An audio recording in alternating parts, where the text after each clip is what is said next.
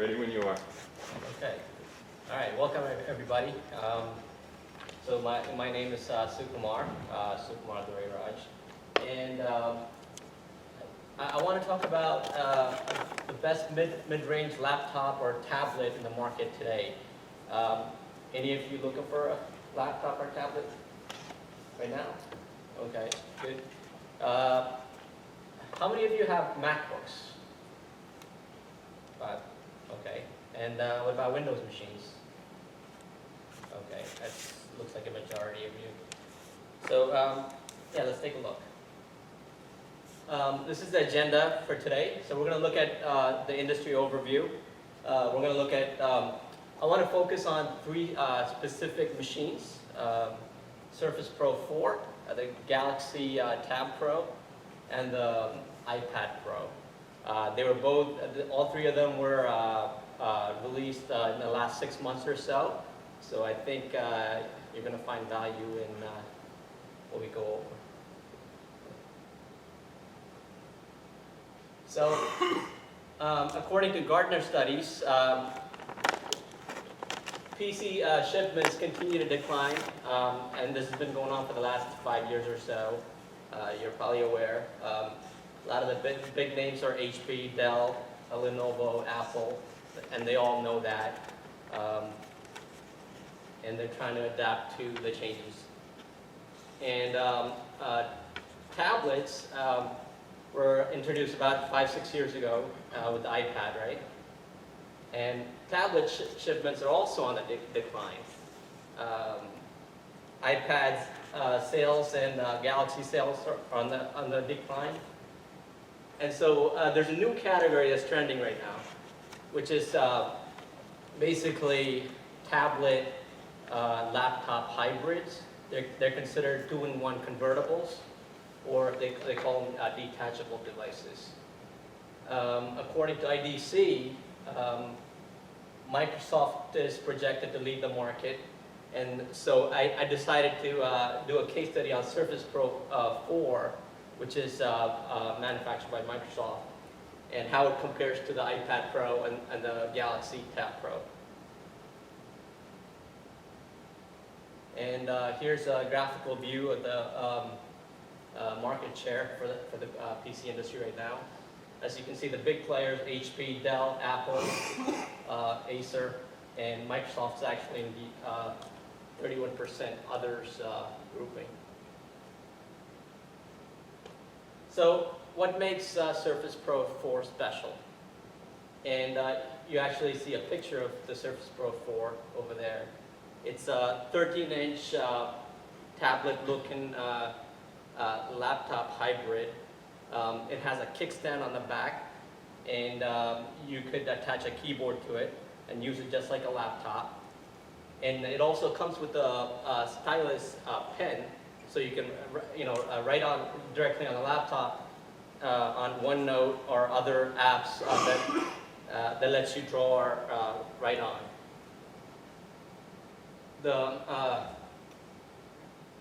The tablet is versatile because of the many ports on that machine. So there's a USB port right on it, so you can attach a mouse to it. You can attach an external hard drive to it, and also it has a mini display port on it, and you can display to a monitor. The performance, so it has a range of CPUs, starting with the M-Core processor, all the way to the Intel i7 processor. So the performance is very good on these machines. And I already talked about the connectivity ports. And the other thing is, it runs the full Windows 10 OS version. So for most of us that use Windows machines at work, you can bring the same work to home and continue working on those projects at home. And the form factor, so it's not bulky like laptops, and and you get the tablet factor because you can it's portable. You can take it anywhere, work on it as you would on regular tablets. The resolution is beautiful. It's one of the best, and it is enterprise friendly because it uses the same Windows operating systems on it. And in the tablet mode, it's really beautiful to read on the machine. And here's a simple comparison between the Surface Pro 4 and the iPad Pro. So they're both very similar machines. They're both, the dimensions are the same, and they cost approximately the same, except there are a few key differences. One is that the Surface Pro 4 does use powerful CPUs. It can go up to i7s. So the A9X processor that the iPad Pro uses is essentially a tablet type of a processor. But it is a high-performing processor. It just can't do other powerful operations. The other key difference is that the number of ports on it. So you can't connect a mouse to the iPad without another adapter. You can't connect an external hard drive and so on.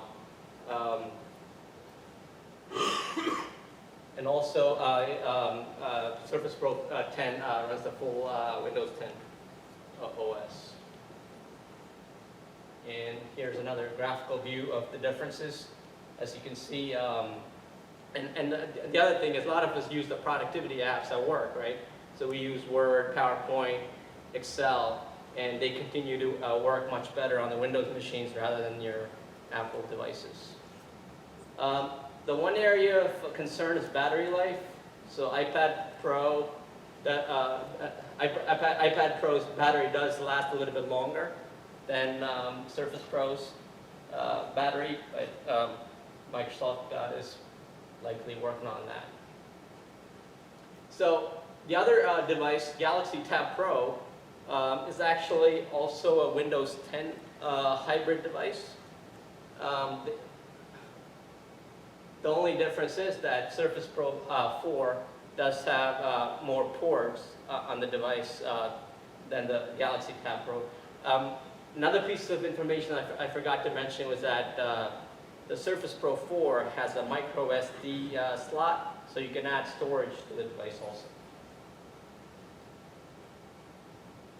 And the resolution is better on the Surface, better build quality on the Surface. It's made of magnesium as opposed to plastic and magnesium on the Galaxy. I know you work at Samsung. Performance is better because of the processors used in the Surface. The Surface Pen is included with the Surface Pro 4. You would have to buy an additional pen for the Galaxy. And there's that kickstand on the Surface. And the Surface Pro is the clear winner out of those three devices. And just because it's business ready, it's consumer friendly, it's versatile, and gives you the best bang for the buck. The challenges are the competitors, obviously. So everyone knows this is where the market's going. This is what everybody wants, and so all your big boys are working on the same type of devices, and they're going to continue making better devices. And yeah, other consumer trends. You know, we might like different types of devices going forward. That's always changing, right? So that's the challenge, and the dependency on the success of Windows 10. Windows 10's been free up to this point for upgrades, so we don't know how successful it's going to be beyond that. And rising supply costs of the materials on the device. And that's it. You guys have any questions, comments?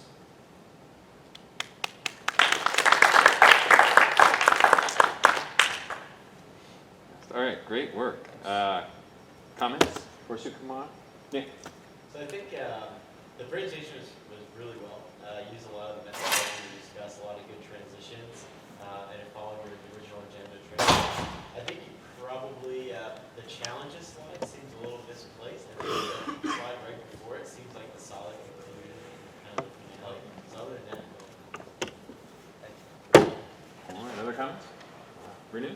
I just noticed the on the graph, he didn't have the axes, what it represented. I saw it was like 1 to 10, but I wasn't sure exactly what that was. Yeah, the neighbors are. Yeah. Yes, yes. I was thinking about that when you mentioned hours, the battery life. It's like, what is, yeah, so what is that? Is that the rating? It's a rating I made up. Okay, excellent, excellent. So in this case, I might suggest that using the take method to present this graph, just thinking about how you would practice it, may make you realize, oh, when I explain the title, explain the axes, it's going to be unclear, so maybe I should use a different metric. And also, when you actually present it using that method, could have been helpful for us too. Good, other comments? I would Jim? say try to make your movements more purposeful. I know you kind of got into a habit of like swaying back and forth or taking a few steps, but if you can use your movements to accentuate what's on the slides, I think you did that when you were finishing up a little bit, but Okay. at the beginning especially, it seemed like you needed a little bit of direction. Okay. Okay, yeah, fantastic. Good point. Movements could have accented the material more. A couple comments I had. I felt like you did a great job gaining our interest when you said, is anyone in the market for a laptop computer? And I'm thinking like, oh, I'm going to get some valuable information about what I should buy. And then it felt a little bit more like you're talking from the company point of view, like the company's challenges and revenue and that sort of thing. And I didn't feel like you had that clear, I'm going to give you this valuable information throughout your entire presentation. So I feel like you lost us a little bit that way. And some things that might have helped you with that clarity, one is if you had like a custom header footer, like why is this particular why is this particular product the best for you, or challenges for this company. Yeah. A custom header footer to remind us where you were, because as I was sitting down, I was just kind of rustling, and then I heard you say, you're going to give us this information about from a consumer standpoint, or it seemed like that, and then I got a little lost, and I was looking for a header footer to guide me to that. Also, a tracker would have helped with this. So I'm going to tell you why this is the best product, and I'm going to take through 3 comparisons, and then I'm going to tell you the challenges for the company. May have made that conclusion clearer. Let's talk really quickly about this slide. How do we like this slide?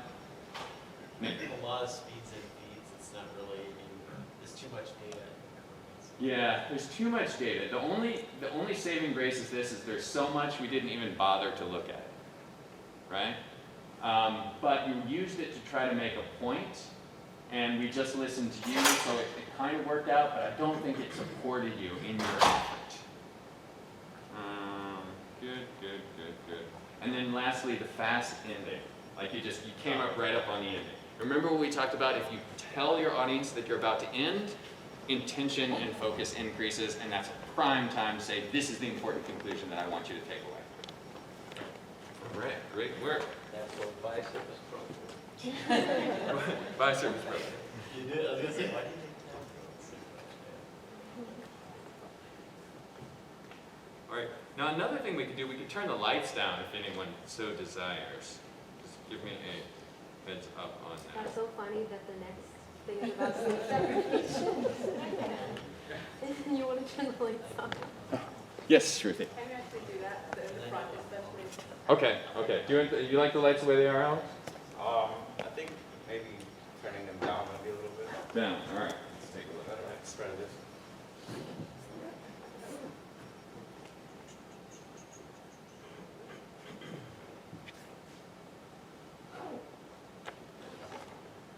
Lights.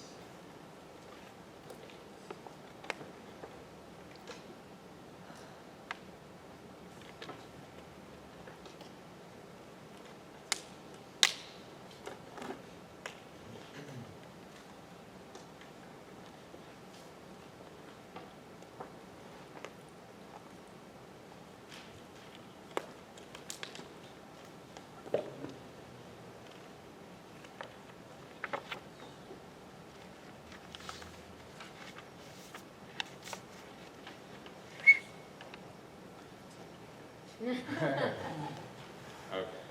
I think I know what happened. There was a delayed reaction.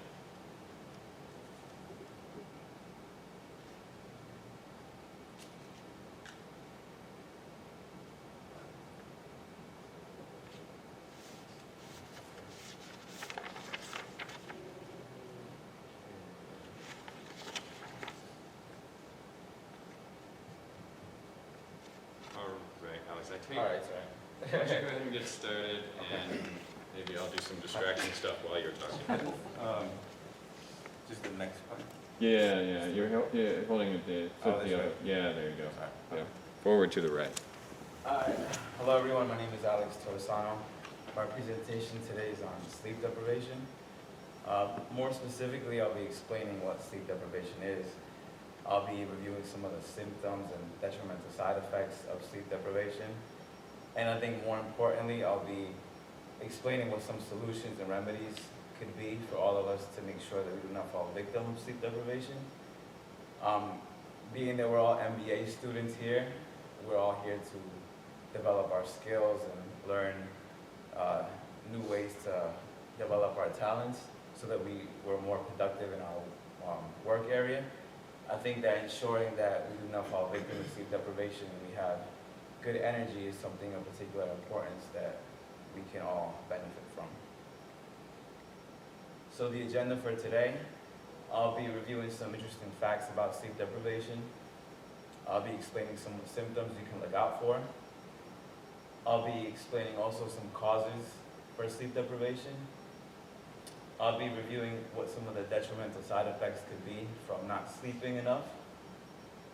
And I'll be discussing some solutions and providing some takeaways that everyone can use going forward. And lastly, I'll take some questions. So facts. So I guess before I begin with facts, sleep deprivation is simply the state of not getting enough sleep. This may not sound scary at first, since I guess there's many nights where we do not sleep. The recommended amount for adults is 7+ hours. But as we'll see, not sleeping enough can lead to very serious consequences, which can inhibit our performance. So 50 to 70 million Americans have chronic sleep disorder. This is equal to about 1 in 3 Americans, so we see that this is very widespread. About 40% of Americans report accidentally falling asleep at least once a month, and this is at work or just in the ordinary course of their daily lives. And if you are in a situation where you need to be vigilant, we can see where this could be very dangerous. Sleep deprivation is widespread. It affects everyone. Some particular groups that are of higher risk are men, people that are 50 years and under, minorities, lower income, and singles have also seen to show increased rates in sleep deprivation. $41 billion was spent on sleeping aids. This includes medications such as Ambien, Lunesta, and Belsomra, which again proves how widespread this can be. And it also can lead to someone to believe that if you may not think you have sleep deprivation, or if you fall and that you don't fall into that category, you might, I guess, be mistaken. Lastly, $13.6 billion was spent on morning coffee. This is a stimulant that people take to combat some of the symptoms of sleep deprivation. Some more interesting facts. About $18 billion was lost in productivity in 2015 due to sleep deprivation. This is people, I guess, not going into work or performing as they should be or making mistakes.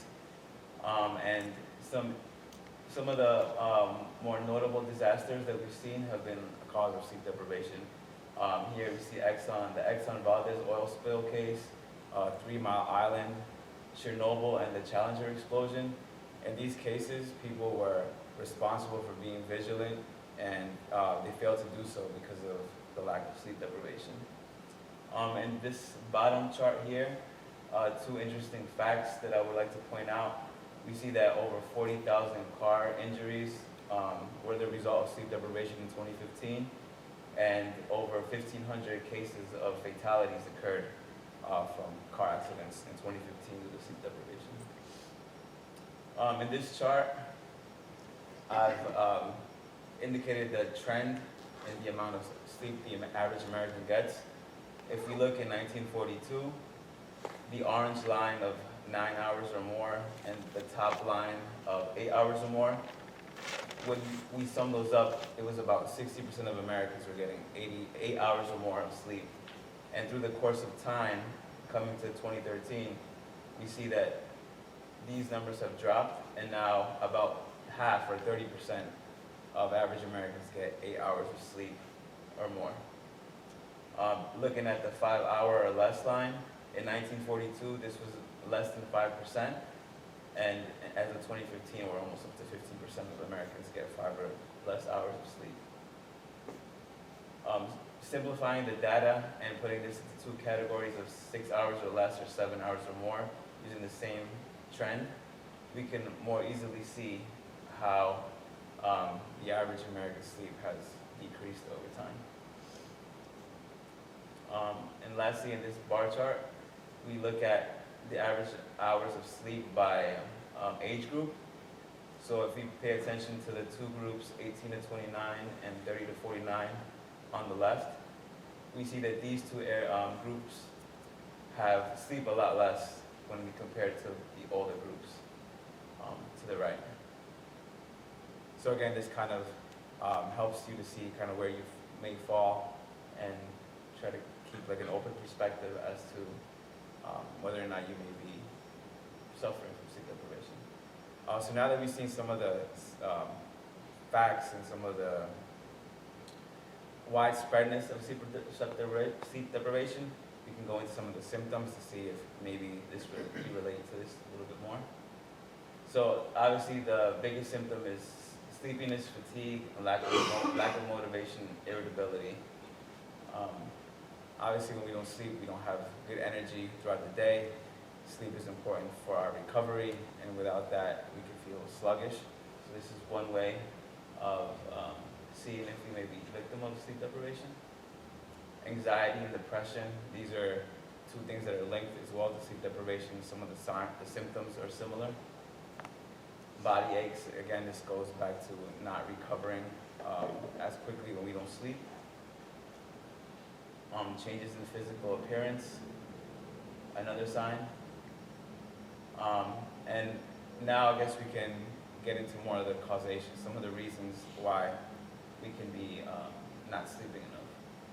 So I guess the number one reason from the research is stress. So worrying a lot about various things, overworking, physical stress, things that keep us up at night. That's the main cause from what we've seen from the studies. Irregular work hours or sleep patterns, being that we live in a global world now, we have various shifts throughout the day, we have to stay connected.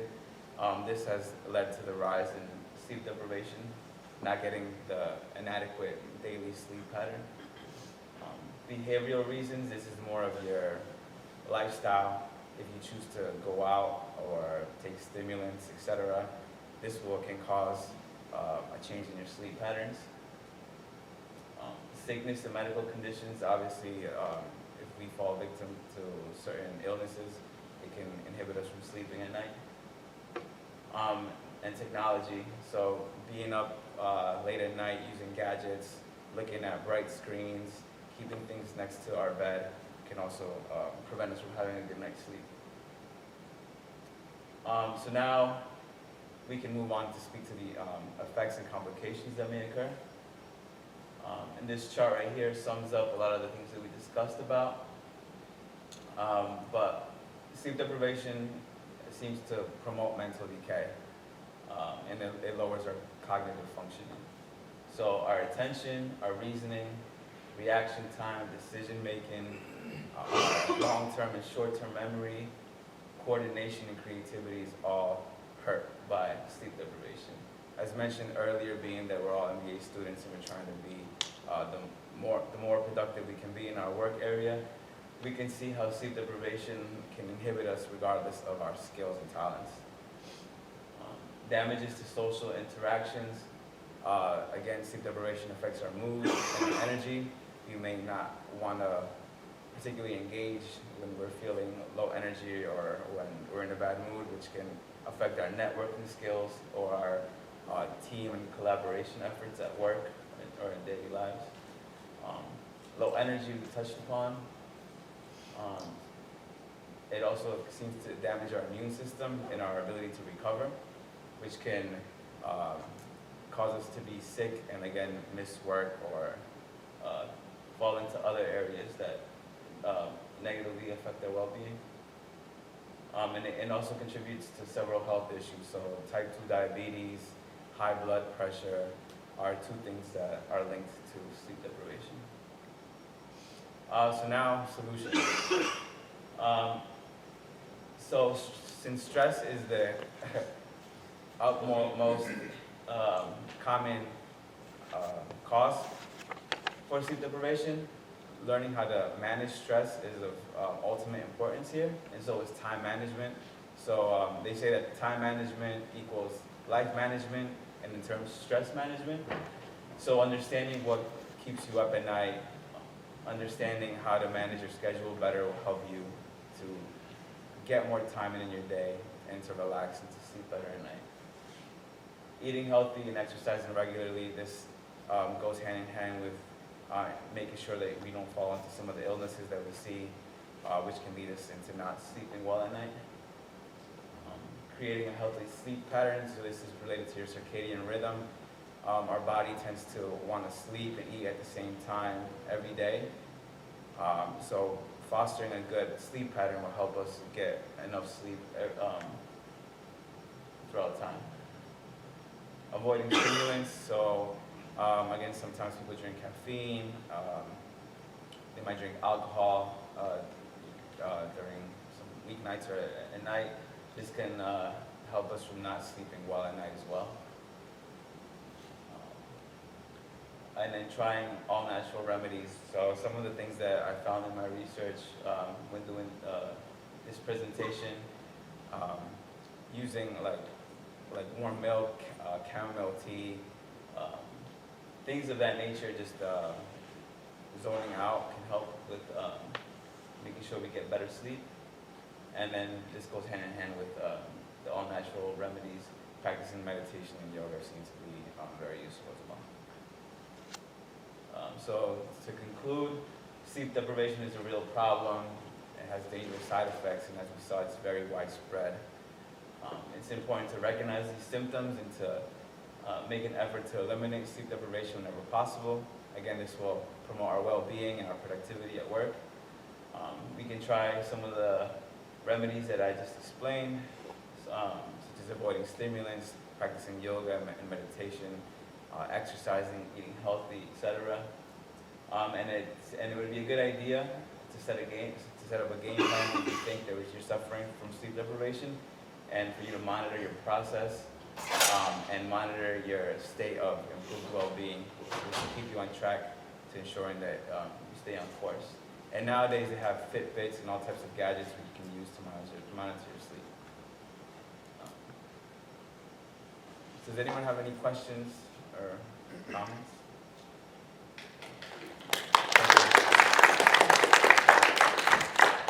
Good, excellent, Alex. So I think the lights came out because there's the motion sensor thing. So that's not necessarily a bad thing. You didn't necessarily need to be moving, but it did remind me that, it's because you haven't moved the whole time. If you walk around a little bit, the motion sensors will get you. I don't necessarily think you needed to move during this presentation, but one thing I did notice is that you're standing here most of the time and looking back and forth at the slide, and you spend a lot of time looking at the slide this way and talking to the slide this way. Did anyone notice that? Now I also noticed that this was a drastic improvement from your presentation last week where you're off in the corner. This being here and open body language, a little more powerful, we took you more seriously. To take it to the next level, do you remember the turn, touch, talk method we talked about last week? Yeah, okay. Does anyone remember that? Okay. Turn, touch, talk. So you're either clicking to the next slide, you're turning and looking at the slide, or you're talking. You're not doing both at the same time. You're not turning and looking at the slide and talking at the same time. So this is one of those extreme examples where I would say do that, and that will help. Okay. There was a lot in this presentation. There were a lot of facts, there was a lot of solutions, there were a lot of causes. And I feel like because there was so much, it got lost. Okay. There were a couple really interesting things that I wanted to hear more about. The disasters. Does anyone know the Challenger disaster was caused by sleep deprivation? Or the What else do you? Chernobyl. Chernobyl. I didn't know that either. All right, so Evan wants to hear evidence, like prove it to me. I've studied that accident pretty extensively. Okay. Yeah, it was involved. It was the police night deprivation. shift guys, so Wait, it was what? it was the night shift that was on, that was doing all the stuff that happened. Okay. Yeah, so I wanted to hear about that. I think that was a chance to really draw us in that this is important. You may have thought that a lot of information is what you needed to draw us in, and that has power, and it could have had power, but I think it would have been more effective with a few, wow, look at this Chernobyl, look at this Challenger example, and think about how this relates to you. Okay. Okay, the only other thing I want to mention is this first graph, or these graphs. Let's look at these graphs. Did anyone follow this while he was presenting it? You did? What's your name? Daniel. Daniel. All right, so you followed this while he was presenting it? Yeah. All right, can you explain it to us? Sure. On the bottom is the timeline. It looks like back in the early 40s, a lot of people got 9 hours or more. I kind of just looked at the beginning and the Right, end. a lot of people, so it's this so 9 hours of. I was trying to change the color scheme, and with the version of PowerPoint, I couldn't So, figure out how okay, to- so it's 9 hours or more, so this one, okay, so the number of 9 hours or more, all right. So It's we- a lot of data, Yeah. I think, trying to be compiled into one graph. So it's like, Yeah. what, 15% of people in 1942 got 9 hours or more. 25% of the people got 7 hours or more in 1942. It's just like, Yeah. With yeah. the next slide, I kind but of, yeah, it was Yeah, a that little was bit very simpler. there I kind of, Yeah, that Made it one- easier. Wow, okay. So we've got this converging thing going on. Even this one, I would have explained use the tape method. All right, average American sleep trend, tell me the axes, and then tell me the key takeaway with this converging thing. And then visually, we see the converge, and we say, oh, that means something significant. okay. Okay, great work. Thank you. Thank you.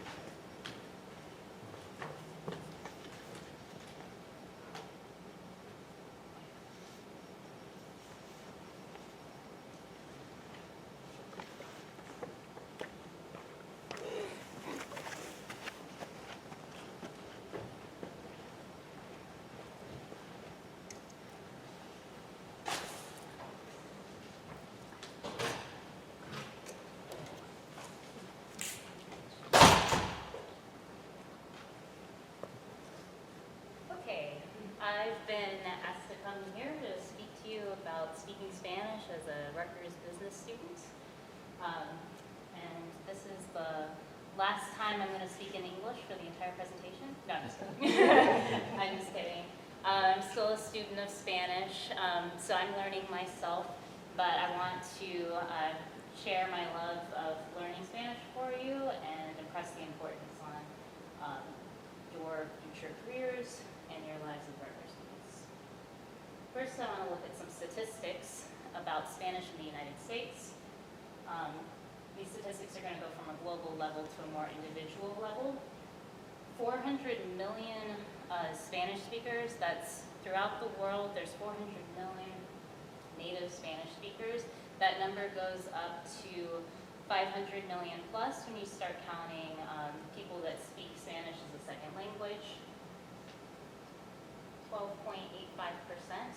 That's the number of Spanish speakers in the United States, the percentage of Spanish speakers in the United States. More than 1 out of every 10 people you speak to is going to speak Spanish. And 7 and 8, that's the ranking of New York, New Jersey, our states within the entire United States. We have the 7th and 8th most Spanish speakers out of our population. And this is the future of Spanish in the United States. As you can tell, we're poised to grow. We're looking at the number of Hispanic Spanish speakers in the United States. So this is more specific to the native speakers.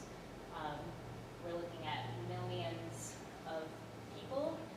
Projected out to 2020, we're going to have between 37 and 40 million Spanish speakers in the United States alone. That is depending on immigration laws, what might happen. So obviously, Spanish Spanish is going to continue to become more important in the United States. Now I want to look at Spanish as compared to other languages in the country. Here's a graph that I made of the number of people who speak a language other than English in the United States. This could be their primary language or their secondary language. But Spanish, we have 37 million right now.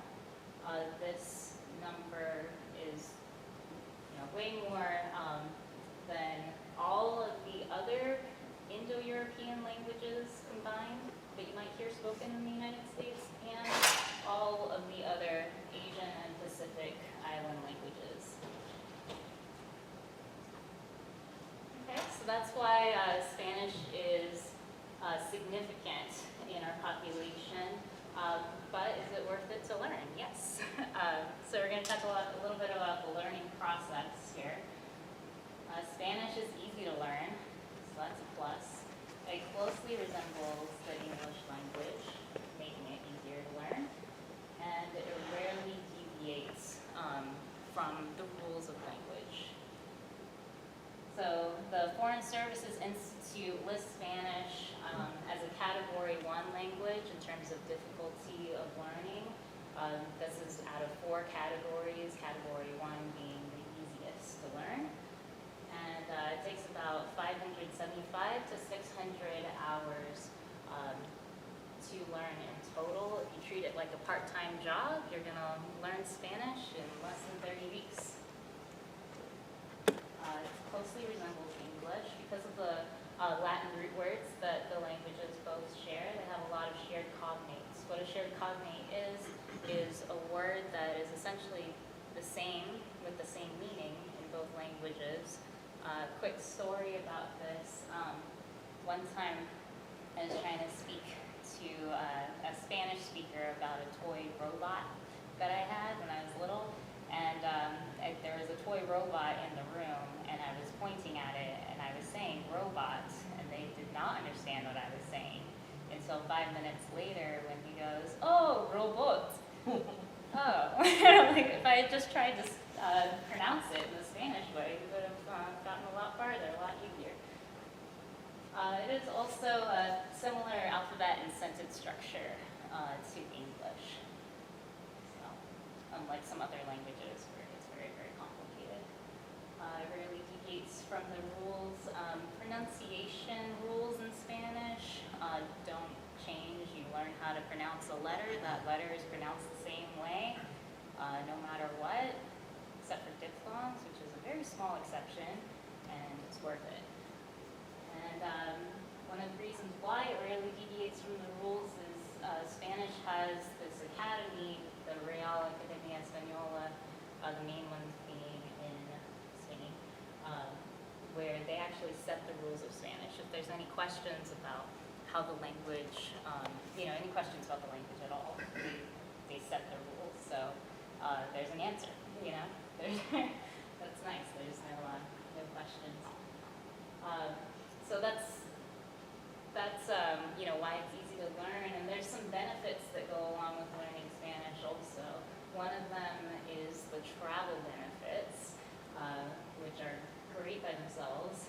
This map shows all the countries that Spanish is either their official language or a co-official language. The red stands for official language, that's the only language there.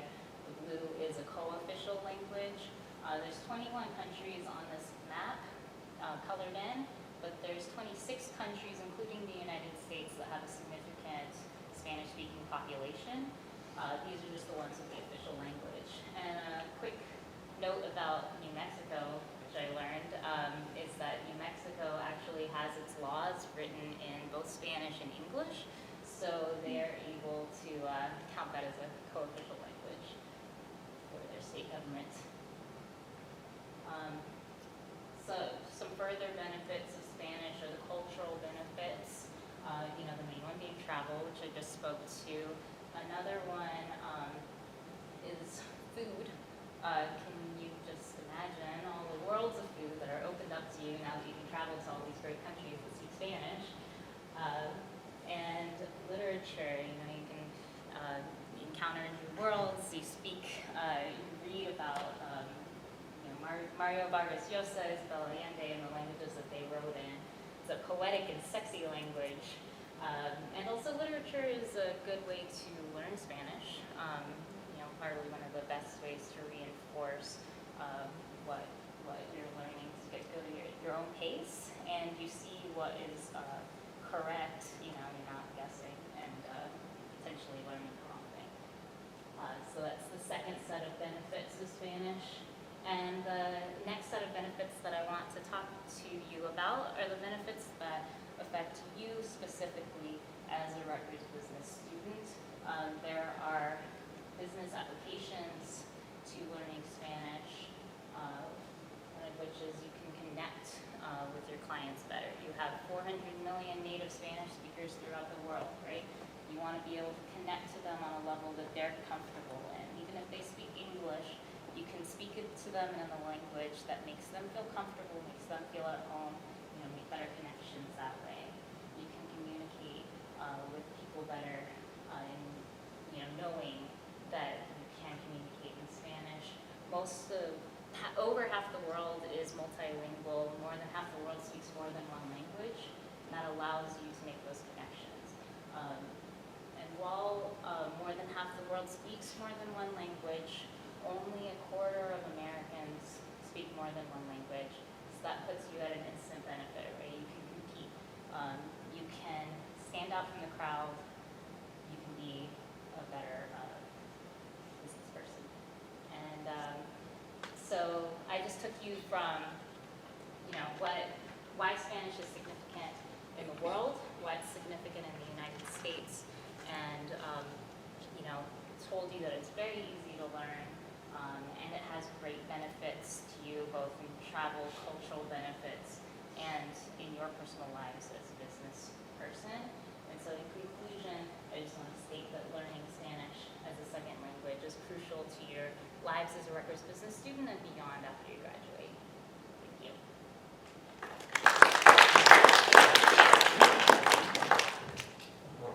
Good, great. Any comments for Emily? Yes, ma'am.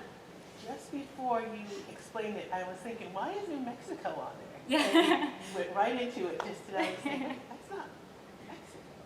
And so before I could ask the question, Should I have said that first, No. since it was a standout thing? No. Did you try to use the red pointer? No, I didn't want to I do feel like it I saw wrong. you start to use that in that. I didn't want to do it wrong, so I was nervous. Can you go back one slide to your conclusion? Right, any other comments for Emily? Yes, Mike. I thought she did a really good job with the 3x5 rule, where there's very few words, and like she put up a number, and I wonder what does that mean? Paying attention to what she's going to say. Yeah, she used the 3x5 rule. She also used builds, like a couple instances where she brought in the main points and then filled them in. Great casual tone. We could relate to her. She was relating to us. She cared about us. My one comment is on the conclusion and the clarity of the conclusion. So conclusion, learning Spanish as a second language is important to living in a rich life as a Rutgers business graduate. I feel like she didn't really embrace this throughout the entire presentation. Sometimes it felt like more of an informational type of presentation, and I feel like just really being clear about this and saying, I think you should learn Spanish because it will enrich your life. Now, as a business Rutgers student, or as a Rutgers student, and your life forever. And I feel like that through line could have engaged us and engaged you a little bit more. Because I thought that was what you were talking about, but there were some points where it just, I didn't know why you were going off on this tangent. But I feel like some clarity around that would have helped you throughout your presentation. Any other comments for Emily? Yes, Al. I just think she did a really great job acting or being comfortable up in front of the group. Like to be that comfortable up there. And, and throwing in like a little story or anecdote was nice. A nice break from the facts and things, right? Yes, fantastic. Thank you, Emily.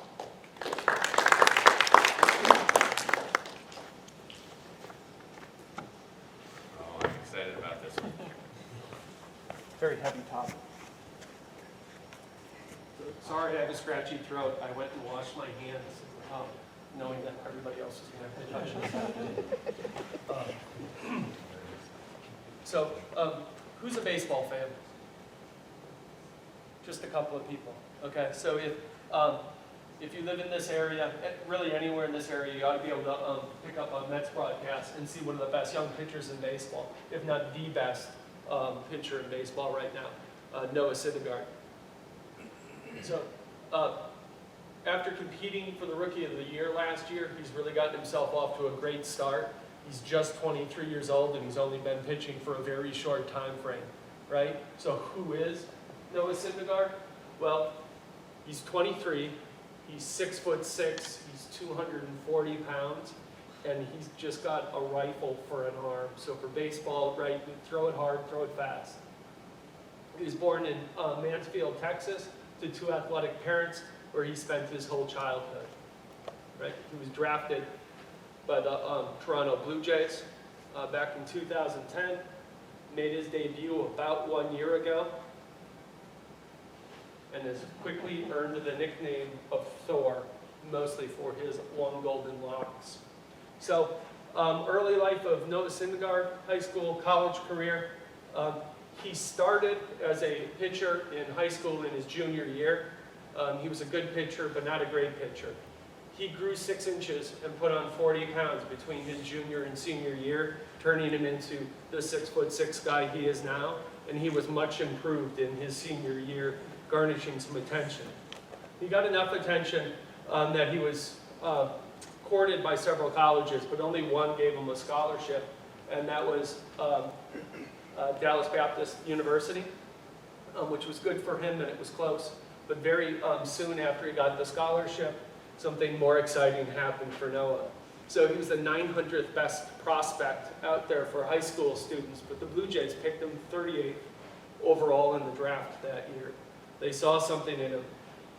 The Blue Jays picking him meant that he had to forego college. The rookie draft occurs tonight this year. So the rookie draft occurs shortly after college is out, but before they start reporting for the next year. So Noah got an opportunity to go into the minors and start his early career. So as a professional, he played in the Blue Jays organization for about 2 years, mostly in Vancouver, where he was paired up with 2 other really good rookie pitchers. They were known as the Vancouver Three, and at that time, Vancouver would dress him up in Mafia gear for promotional pictures. He ended up getting traded to the Mets in 2012, the trade that sent R.A. Dickey and a couple of catchers up to Toronto, and he came down with a couple of other pitchers. None of the other pitchers anybody knows. Knows clearly a standout from the group. He made his major league debut, like I said, about a year ago in May 12th, and he's been outstanding since then. So I'm going to take a break from Noah. Baseball is a sport about numbers and about statistics, and I'm going to tell you about 3 in particular. Earned run average is the number of runs a pitcher gives up over the course of 9 innings. It's essentially a statistic that says how many runs would you score against this pitcher had he pitched an entire game. Next most important for a pitcher is WHIP. It's walks and hits per inning pitched. It's essentially how many base runners does that pitcher allow on base per inning. Clearly, the more people you allow on base, the better opportunity there is for people to come home. So a low WHIP is very important. And the last being the strikeout to walk ratio. How many people are you striking out versus walking? With this being an indication of control, your ability to throw the ball where you're supposed to throw the ball and not be wild. So oftentimes, big strikeout pitchers are wild pitchers and walk lots of people. So back to Noah. Last year in his rookie season, like I said, he came in May. He had some pretty impressive numbers. He led all rookies in both WHIP and strikeout to walk ratios. He held the 4th best ERA of all rookie pitchers. And finally, he finished 4th in the National League Rookie of the Year competition. He was the highest of all rookie pitchers. If you like numbers, very impressive numbers, including the 3.24 ERA. Anything in the threes is considered good for major league pitchers. To be able to do this as a rookie is phenomenal. You only have to have one really bad game where you give up 5 runs and get pulled in the second inning to really destroy an ERA. So low ERA over the course of the season is a very difficult thing to do. So how is he continuing? What's going on? Well, they entered the postseason. The Mets did last year, one of their best seasons in a long time, in which he set a rookie record for strikeouts. So he struck out 9 people in each of his 3 starts, and it was only the second time in Major League history that a rookie's been able to do that. He won the second game of the National League Championship Series, the only game he started in the series, and he won Game 3 of the World Series. Sorry. He did well enough coming out of the season that the Mets had a promotional day lined up for him, in which Noah Syndergaard was able to have a garden gnome in his likeness. So far this year, he is the second best pitcher as far as strikeout to walk ratio at 9, only being beat by the ridiculous Kershaw out in the Dodgers, who's got a ratio of 18. Third best in the league is 4. He's got the third best ERA in baseball at 1.91. Again, only beaten by Kershaw and some guy out of the Cubs, Arrieta. And he's got the fourth best whip in baseball. So what I have here is a chart to indicate where some of the best pitchers are. So far this year, 156 pitchers have pitched enough or started enough games in order to qualify. The best third of them are displayed here on the screen. So these are the top 50 pitchers. The blue line going across the top represents the average earned run ratio of all starting pitchers in the majors right now. Our left axis is ERA, right, earned run average again, number of runs a pitcher gives up over a 9-inning game. And you can see on our line here that Noah is the best amongst the 11 gentlemen that are shown. Those 11 gentlemen are the pitchers that are under 25 years of age. The other 39 people that are on the line, whose names I didn't put on there, are all older than that. So of young pitchers, Noah Syndergaard is the best, and here are the gentlemen that are trying to catch him. So far, 2016 highlights, he continues to play. He gave up 2 earned runs in 6 innings last night. He's throwing a 100-mile-an-hour fastball and occasionally hitting that 100-mile-an-hour fastball even at the end of the game. So his velocity is not trailing off. If you don't catch the beginning of the game and you see him in the 4th or 5th inning, he is still throwing the ball hard. He's also throwing the ball for strikes. He's a quick pitcher, and he's throwing strikes. 71% strike ratio is the 3rd best in the league. He throws the ball and challenges you to hit it. This year he developed a 4th pitch. He's now throwing a slider to left-handers to complement his curveball and changeup, making it more difficult to hit. And he's got 6 wins already this season. So ultimately, he has all the tools necessary, and as he's still developing by adding another pitch and throwing the ball hard, he's really going to be coming along, and he's fun to watch. I mean, he's on one of the best pitching staffs in baseball in the Mets, and he's a standout on that team. If it wasn't for Clayton Kershaw and Jake Arrieta, who are having 2 of the best seasons any pitchers have had in baseball, you'd hear a lot more about Noah Syndergaard. But just because he's in 3rd place in stats behind these folks doesn't mean you shouldn't be paying attention. He's the best young pitcher in baseball. He's going to be around for the next several years, and he will soon be a household name. Thank you. Excellent. Comments for David? Yes, I think it might have been a good idea once you, I like the break to describe what some of the jargon was, and maybe you could have done a few other things with them, but maybe you can pause to ask if anyone needs further clarification before we move on. Yeah, that's a good point. Good point, but also great slide. So he stopped to explain 3 key pieces of jargon, and then he explained what they meant and how that illustrated that this was one of the best young pitchers in baseball. Jim? As someone who finds baseball incredibly boring, I found that really captivating. They did a good job. Yeah, great, Vinny. I was gonna say, I don't know if you noticed, but you only turned to look at your slides like twice. You almost knew everything without even looking at them for reference, which was pretty incredible. I like the tracker a lot. I think the only thing was that final slide, when you, as you went to the conclusion, it had a paragraph, and I was focused on you the whole presentation, but I started reading that almost as soon as you went to it, and I kind of just lost you for a second, but overall just looked at it. Yeah, great. He didn't look at the slides much. He was clearly an authority on this issue, and he found it interesting. So we found it a little more interesting probably because of that, and we trusted him because it seemed like he knew what he was talking about. So we always want to be that much of an authority if we can. If it's something you're just getting familiar with, then be excited and be passionate about it. If you can't choose something that you know as intimately as baseball. But this is an example of how when you're excited about it and you seem to know about it, we listen to you and we engage more. Any other comments? I'm a Brewers fan. He wiped them out in the second game of the season. All right,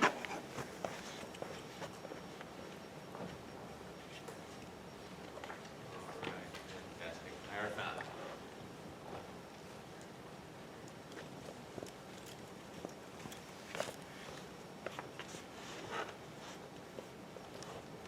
Alright, so, hello everybody, my name is Lavanya, and I'm here to present on marathon. I'd like to call it the 26.2 miles of greatness. I love running. I'm an avid runner. I don't look like one, but I'm very passionate about it. And I made my husband into a runner too, because he didn't know what he was doing when he got married to me. So he was waiting on me on all the races. And after a point, he decided there was no point waiting. He'd rather start running with me. So we are training partners right now. We do a lot of running. I just wanted to know, are there any runners here? Have you guys run marathons before? Maybe after listening to me, probably you guys can join me. Probably will change your mind. So the slides that I'm going to go through is just more on the history of marathon, how it was, why was it called a marathon, what was the distance, what is the significance of the distance, and how it was to what it is, because it's a sport that's recently picked up, and a lot of runners have come into the existence recently. It wasn't this popular before, and so these are some of the things I would like to talk to you guys about. So I want the history of marathon. I would like to go over the evolution of marathon. Especially I wanted to pick the topic, the women in running, because women have recently started to run, and it's the whole idea behind women's body is not capable to do this distance. So that is something I wanted to talk to you about. And then the Kenyans. So marathon is pretty much dictated by the Ethiopians and Kenyans, and I wanted to tell you guys, with all the research that's done, why they are great, and then a little bit of the benefits and risks of marathon. So this is just a little bit of a very brief history of the marathon. So it all started in 490 BC when the Greeks and Persians had a war. So the Persians invaded the Greece, and it was in a place called Marathon, which was approximately around 24 to 25 miles away from Athens. They had this whole war, and Greeks won the war. So we sent a messenger from Marathon to Athens to go declare the war and say, we won the war. So this guy runs all 25 miles on foot. He declares that he won, and he collapses and dies right there. So that was, at one point of time, considered a distance where you just can't survive. It was a distance that human body was not capable of doing.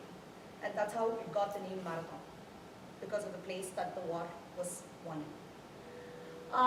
2,000 years after that, nothing really happened, and then we had the modern Olympics in 1896, which was once again in Greece, and it was a sport that was revived at that point of time. It was included in the Olympics. There were almost approximately 17 runners that ran the race, but I think 2 of them finished it. So it was again one of those distances where, only 2 runners could run that distance at that point of time. And this one guy who ran the modern Olympics was very interested in it, really liked the distance, and he started the Boston Marathon in 1897. So Boston Marathon, the world famous marathon, is the oldest annual marathon in the whole world. It was started in 1897, again had very few runners who ran it, but it's happened every year since then. except for the bombing that happened in 2013. It was stopped at some point in time, but other than that, Boston Marathon has happened every year since then. And then, so all these distances, all these, the modern Olympics, Boston Marathon, everything, the distance was only around 24 to 25 miles. And then the London Olympics happened in 1908. And that is when the distance changed to actually 26.2 miles or more than 42 kilometers. And the reason for that, the royal family wanted to see the finish line from the Windsor Castle. They didn't want to get out of their houses. They wanted the children to view the race, finishing right in front of the castle, so they had to force to increase the distance to 26.2 miles. And since then, that was the adopted legal distance for the marathon. That hasn't changed ever. And it was a sport that was happening only in the Olympics, and the Boston Marathon was the only exception. There were no other marathons, and considering that right now, it's marathon pretty much everywhere. Every nook and corner in the world has a marathon, and people have started running it like, you know, it's an easy sport, it's cheap, so everybody wants to try it now. So I'd like to, this is just another slide, but it's just I wanted to show you from where we were to where we have come, like the number of runners and everything. So the first Olympic marathon, like I discussed in 1896, had only 17,000 runners. The Boston Marathon, the next year, that happened around 1897, 1898, had 15 entrants, and again, only a few people could finish the race. And the New York City Marathon, it's another very famous marathon in the world, one of the biggest marathons in the world, and it started in 1917, and it had 127 entrants. So it's probably, I would say that between 1970 and 1980 was the point where the number of runners started to increase slowly. And New York City Marathon is very significant in the fact that it was the first marathon that accepted women from the inception of the race. Until then, no women were allowed to run. Women were not legally allowed to run races. That's how it was. And then the New York City Marathon that finished last year had more than 50,000 finishes. So from 127 entrants, we've come to New York City being the biggest marathon in the world with more than 50,000 finishes. So that's a huge number. And in the US, United States alone, we have more than 1,100 marathons with more than 500,000 finishes as of last year, which is a huge number. And then there are like a lot more marathons that happen worldwide. So the World Marathon Majors, this is something like the Grand Slam in tennis. You know, they started in 2006, and it's in Boston, New York, Chicago, London, Berlin, and Tokyo was recently added to the World Marathon Majors. And only 600 people, approximately only 600 people worldwide have completed all the races. And this is one of the favorite events of the elites, because they get paid a lot of money when they compete in these races and when they win these races. And they have a lot of points that they accumulate when they run all these big races. And another thing is, you know, even when people like us who want to run any of them, it's just very, very difficult to get into one of these. So I've been more than 3 or 4 times they have entrants than the number of runners that they can accept. So 3 years in a row, I couldn't get into New York City Marathon. Me and my husband have been going through lottery after lottery, and finally we had to do all kinds of things last year. So we're running it this year in November, but it was just, we had to run like 9 different races last year to make sure we get a guaranteed entry this year. We ran the Chicago last year, which was nice, but I still wanted on the New York City Marathon. I don't know what I was thinking when I started running. I thought, you know, running New York City Marathon the same year would be possible. Only after I did my research, I found out that none of these races you can never get into. It's just very difficult. So it's, I have a chart here that just shows the marathon, the number of people running the marathon that's increased over the years. So in 1976, we had approximately 25,000 entrants who ran the race. And in 2015, we have more than 500,000 people who ran the race. So it just shows a gradual increase in the number of runners we've had over the years. So women in running. This is pretty significant to me. And I feel like, you know, because of all the women who've struggled to do this over the past years, I am able to do what I'm able to do now. For women, it was a relatively new thing in the marathon scene. Like I said, up until 1970 or 71, women were not allowed to legally enter any races. And the reason for that, they considered it too grueling for women. They thought women's bodies were physically incapable of doing that distance. And again, things like, you know, it was a male-dominated society. Women were supposed to stay in the houses. They were not supposed to come out and run. It was the same phenomena was happening over and over again. Women were not allowed to run. 1966, Roberta Gibbs, she is pretty significant, and the story behind how she started to run, that was pretty funny. She didn't have a bib or anything, so she was not legally allowed to run the Boston race, but she hid behind the bushes, and when the race started and the gun went off, she just jumped in the field and started to run. She finished the race, but again, she was not considered legal in the race. And then in 1967, we had another runner called Kathleen Switzer, and this is the picture, which is a very famous picture that keeps going around. And she registered herself as KB Switzer just because she wanted to hide her gender, and she ran the race with her boyfriend. And midway through the course, I think the race officials found out that she was not a male, so they tried to push her out of the race, but her boyfriend had to shove the official, and she had to finish the race. She finished the race, and she finished it in an awesome time. I think she finished it in like 3 hours and 21 minutes or something like that, which was just very good. And the fact that she was the first lady who actually ran with a bib, so she's very significantly known for that. And so 1972 is when the Athletic Association started finally coming to a point where, you know what, let women run the race, give them a bib. So that's when it all started. And then this is another thing. 1994, Oprah Winfrey. She ran the Marine Corps Marathon in Washington, D.C.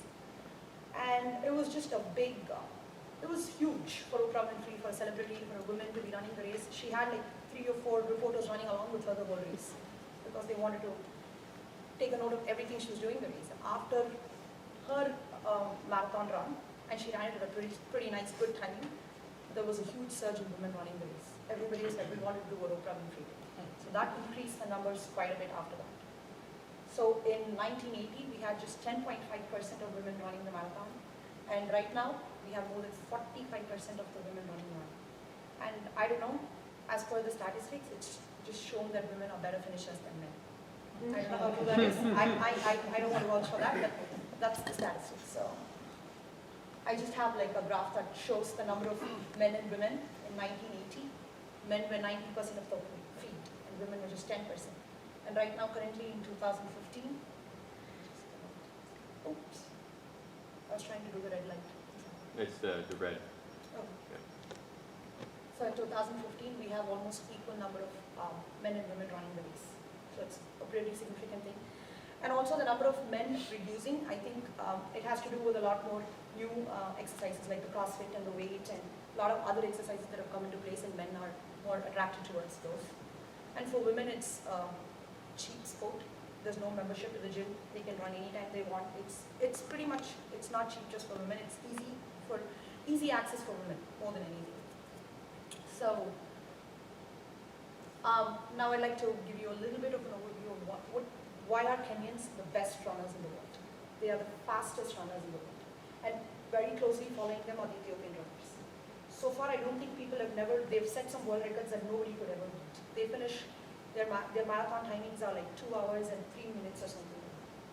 I can't even do a half marathon in that time. So some of the reasons, they've done a lot of research behind why Kenyans are the way they are.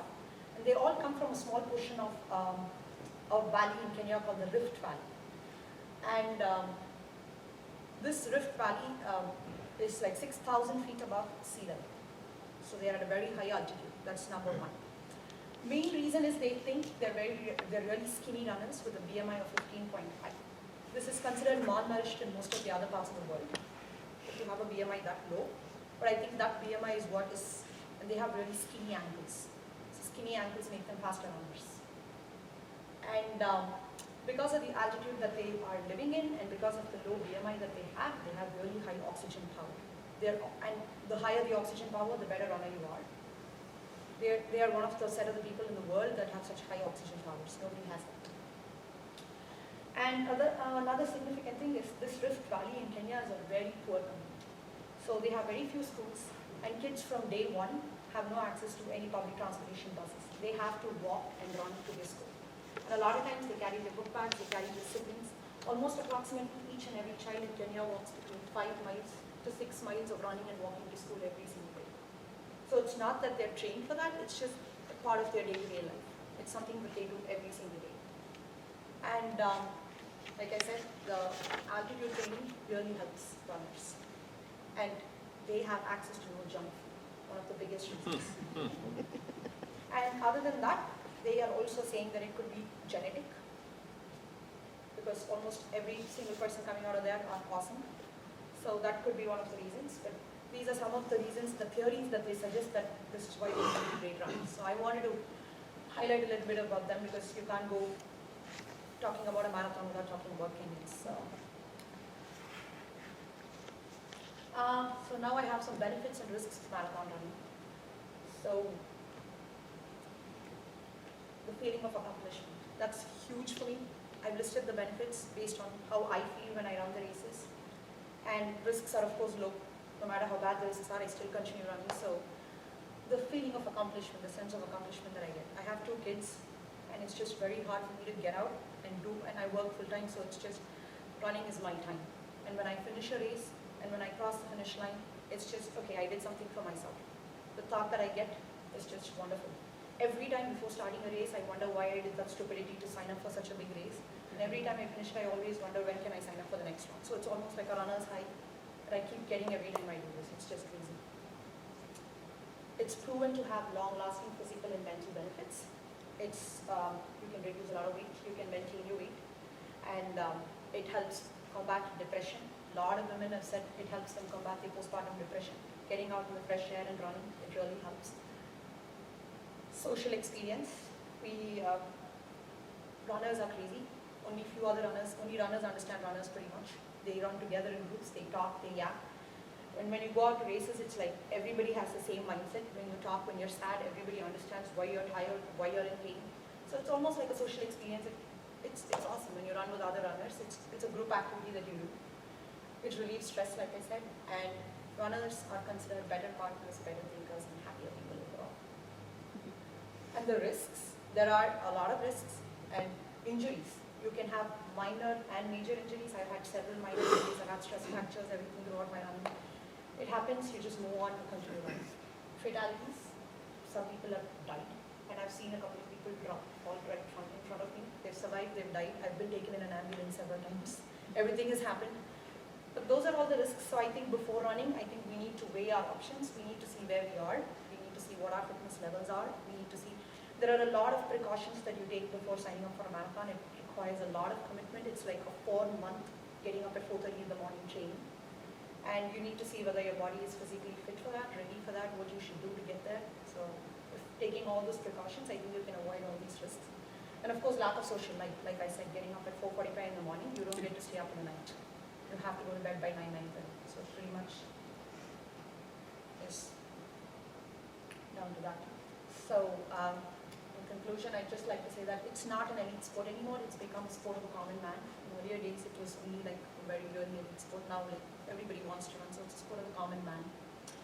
It's considered, runners take it as a very personal challenge to test their character and their fitness levels.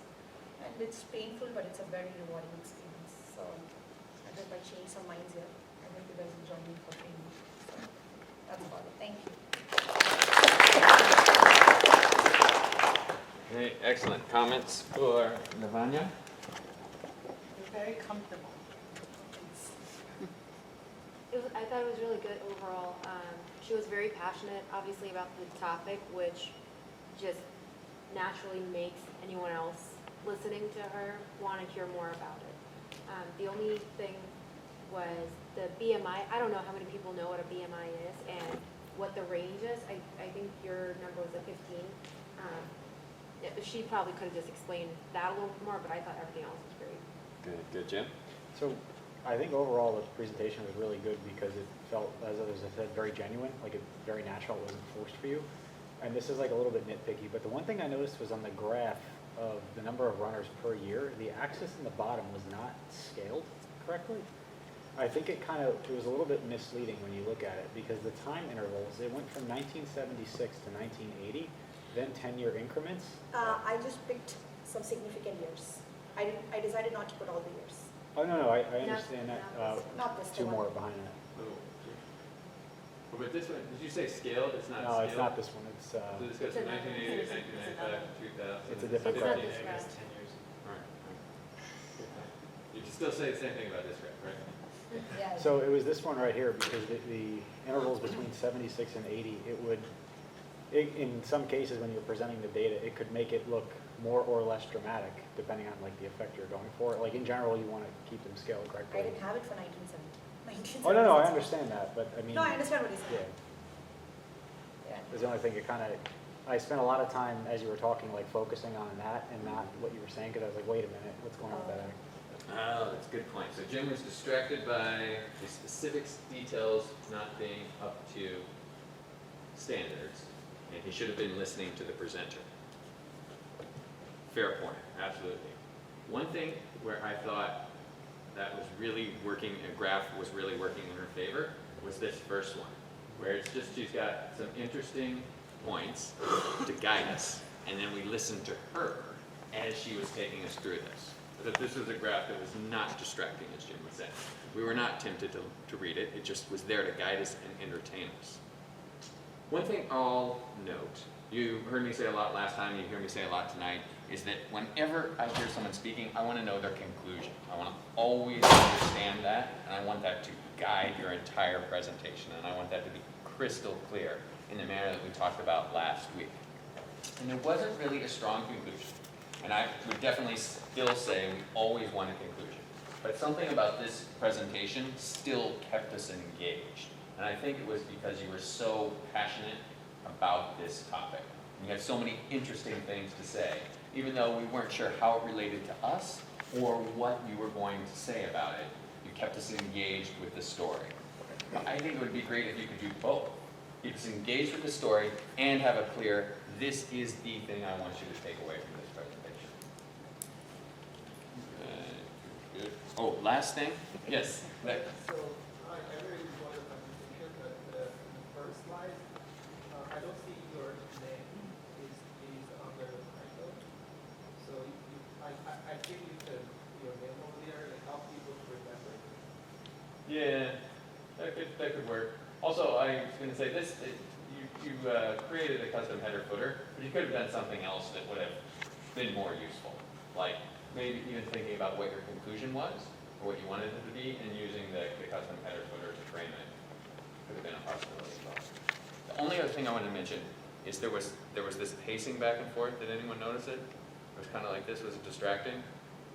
We'll talk about that next week. We'll do some body language exercises to eliminate that, but it's just something to be conscious of. It's a nervous habit that can distract your audience.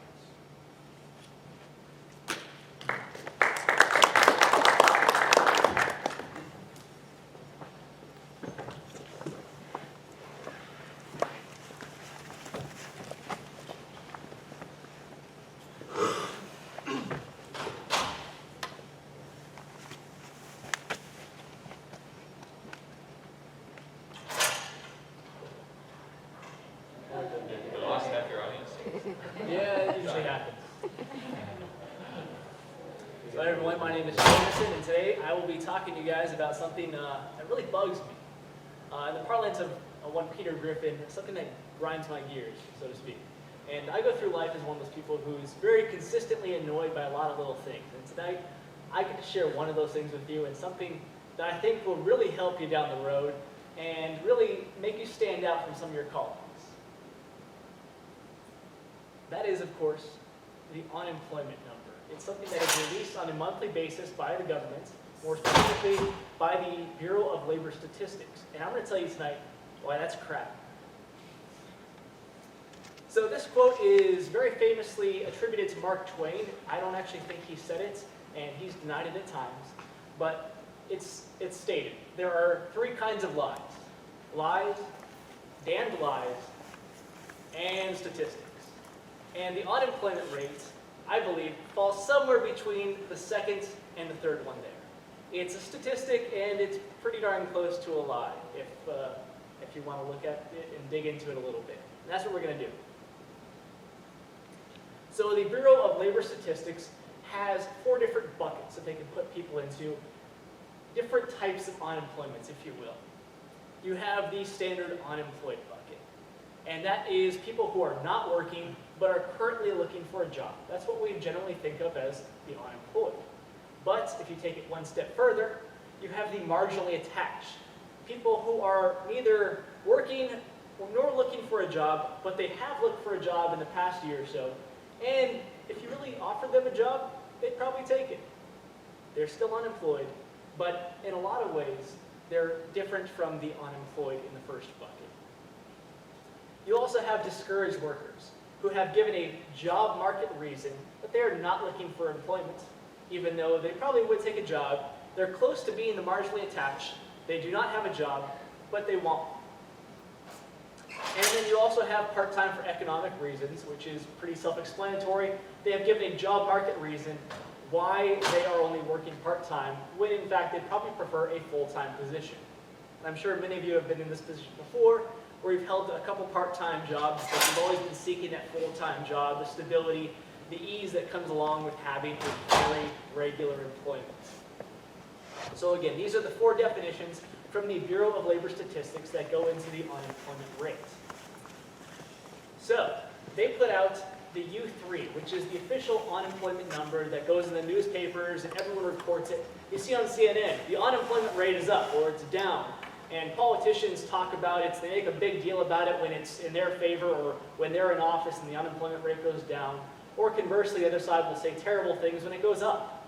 But the unemployment rate that is in the media, of course, is the U3, which only includes the total unemployed as a percent of the civilian labor force, and it does not include those latter 3 buckets that we just mentioned. The more complete picture, which is the U6, which the Bureau of Labor Statistics also reports, but is not really covered in the media, includes those additional measures. So, just to recap this slide, it's very important. The unemployment rate that is in the media only includes the total unemployed. It does not include those who are only marginally attached, those who are part-time for economic reasons, or those people who are so discouraged, they're not even looking for work anymore. They've given up.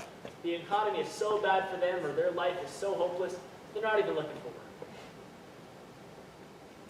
So I went into the Bureau of Labor Statistics website, which is actually pretty easy to use, and pulled the last 12 unemployment numbers, the U3. So on the left, on the y-axis, we have the unemployment rate, which is just above 6% in January of 2015, and drops down to right above 4.5% in December of 2015. Pretty standard stuff there. But when we look at the 2015 unemployment rate, the U6, which includes all 4 buckets of people, we see that the actual rate is closer to 12% in January and gets down to just above 9.5% in December. Both these graphs kind of share the same general shape. They start high, they drop down, they have a little bump in the middle, increase in unemployment in the summer, and then it decreases just in time for ramping up around the holidays. Every year we see an increase in employment or unemployment right around there in the holidays. It's also curious that in this previous graph, it's flat in the last couple months, whereas in the U6, you see a slight increase on the tail months there. So we can say from those 2 graphs that the U3 and the U6 are fairly well correlated. They share the same shape, and the trends generally mirror one another except for those last 3 months where the U6 starts peaking up a bit, but the U3 stays flat. However, the U6 rate is significantly higher. When you're including the people who are not looking for work or only marginally attached or part-time, you see a very different economic picture. The unemployment rate isn't 4.5%. It's really a lot higher, probably closer to 9, sometimes 10%, and it varies throughout the year. And in the past 15 years or so, we've seen increased separation between these 2 numbers. The space between them. We saw the U3 rate was right around 5%, we'll say, but the U6 was right around 9%. That space used to be right around 2 or 3%, but it has gradually increased over the past couple of years to include a greater percentage of the workforce. That brings us to our recent trends. Why are we seeing that increased separation? What can we attribute the differences to? There's an increase in part-time unemployment, or increase in part-time employment. So a lot of people are attributing that to the Affordable Care Act, how employers are being forced to offer healthcare insurance plans to any full-time employees. So we've seen a number of employers, especially these big chains, retail chains like Walmart, start to offer just part-time employment or keep workers under 29 hours. They don't have to, fall within that government mandate to provide their employees affordable insurance. We've also seen a significant increase in permanent or long-term unemployment, especially in the late 2000s, before 2010 or so. There were a number of bills passed by Congress extending unemployment benefits out as far as 2 years. So if you're receiving unemployment for as much as 2 years, there's really little impetus for you to go out and look for a job when you're making 80% of what you would be making, or even if you're only making 60% of what you would be making, you don't have to work. It's kind of nice. I'm almost a little bit jealous sometimes, right? So that could be one of the things that has increased the U6 as opposed to the U3, which does not look at those people who are unemployed for long periods of time. There's also discouragement among older workers and laborers in manufacturing. Those people whose jobs have been shipped overseas, who know a trade very well or who have worked for a manufacturing company for a number of years, they don't see those jobs coming back.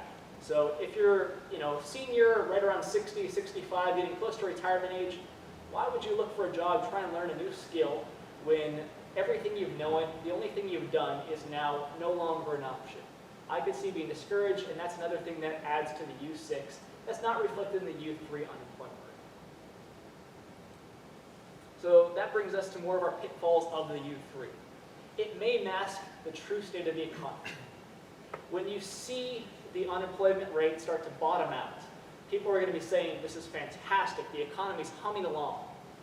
If we want to take a devil's advocate approach, we could say, what if the economy is so bad that there aren't any more jobs out there? After a period of time, the unemployment rate would reach 0 because no one's looking for a job anymore, according to the U3. So you could have, theoretically, an unemployment rate of 0 and 100% unemployment. So that's not very reflective. It's also lagging indicators. Things happen more slowly with the U3 than they do with the U6. Especially at the end of 2015, that trend continued into 2016.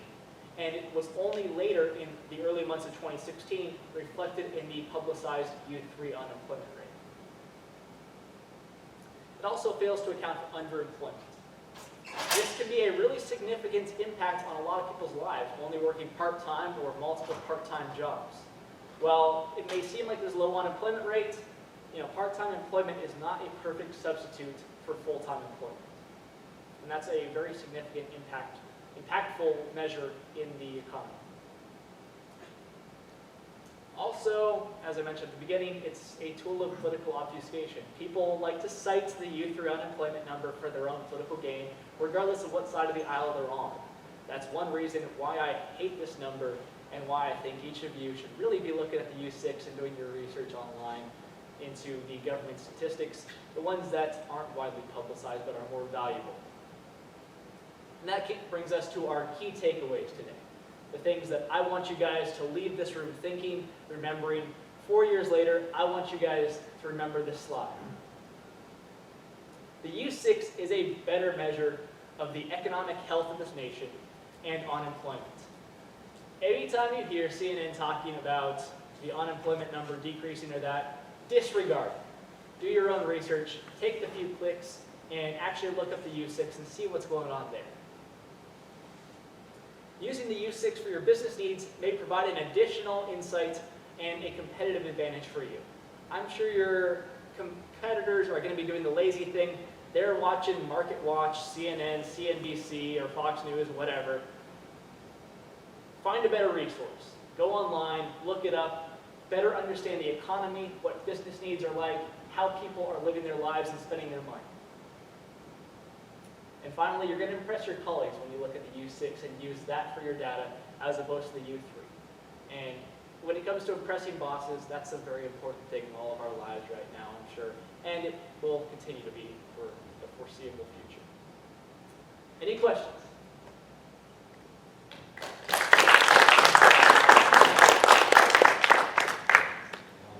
Awesome. Great job.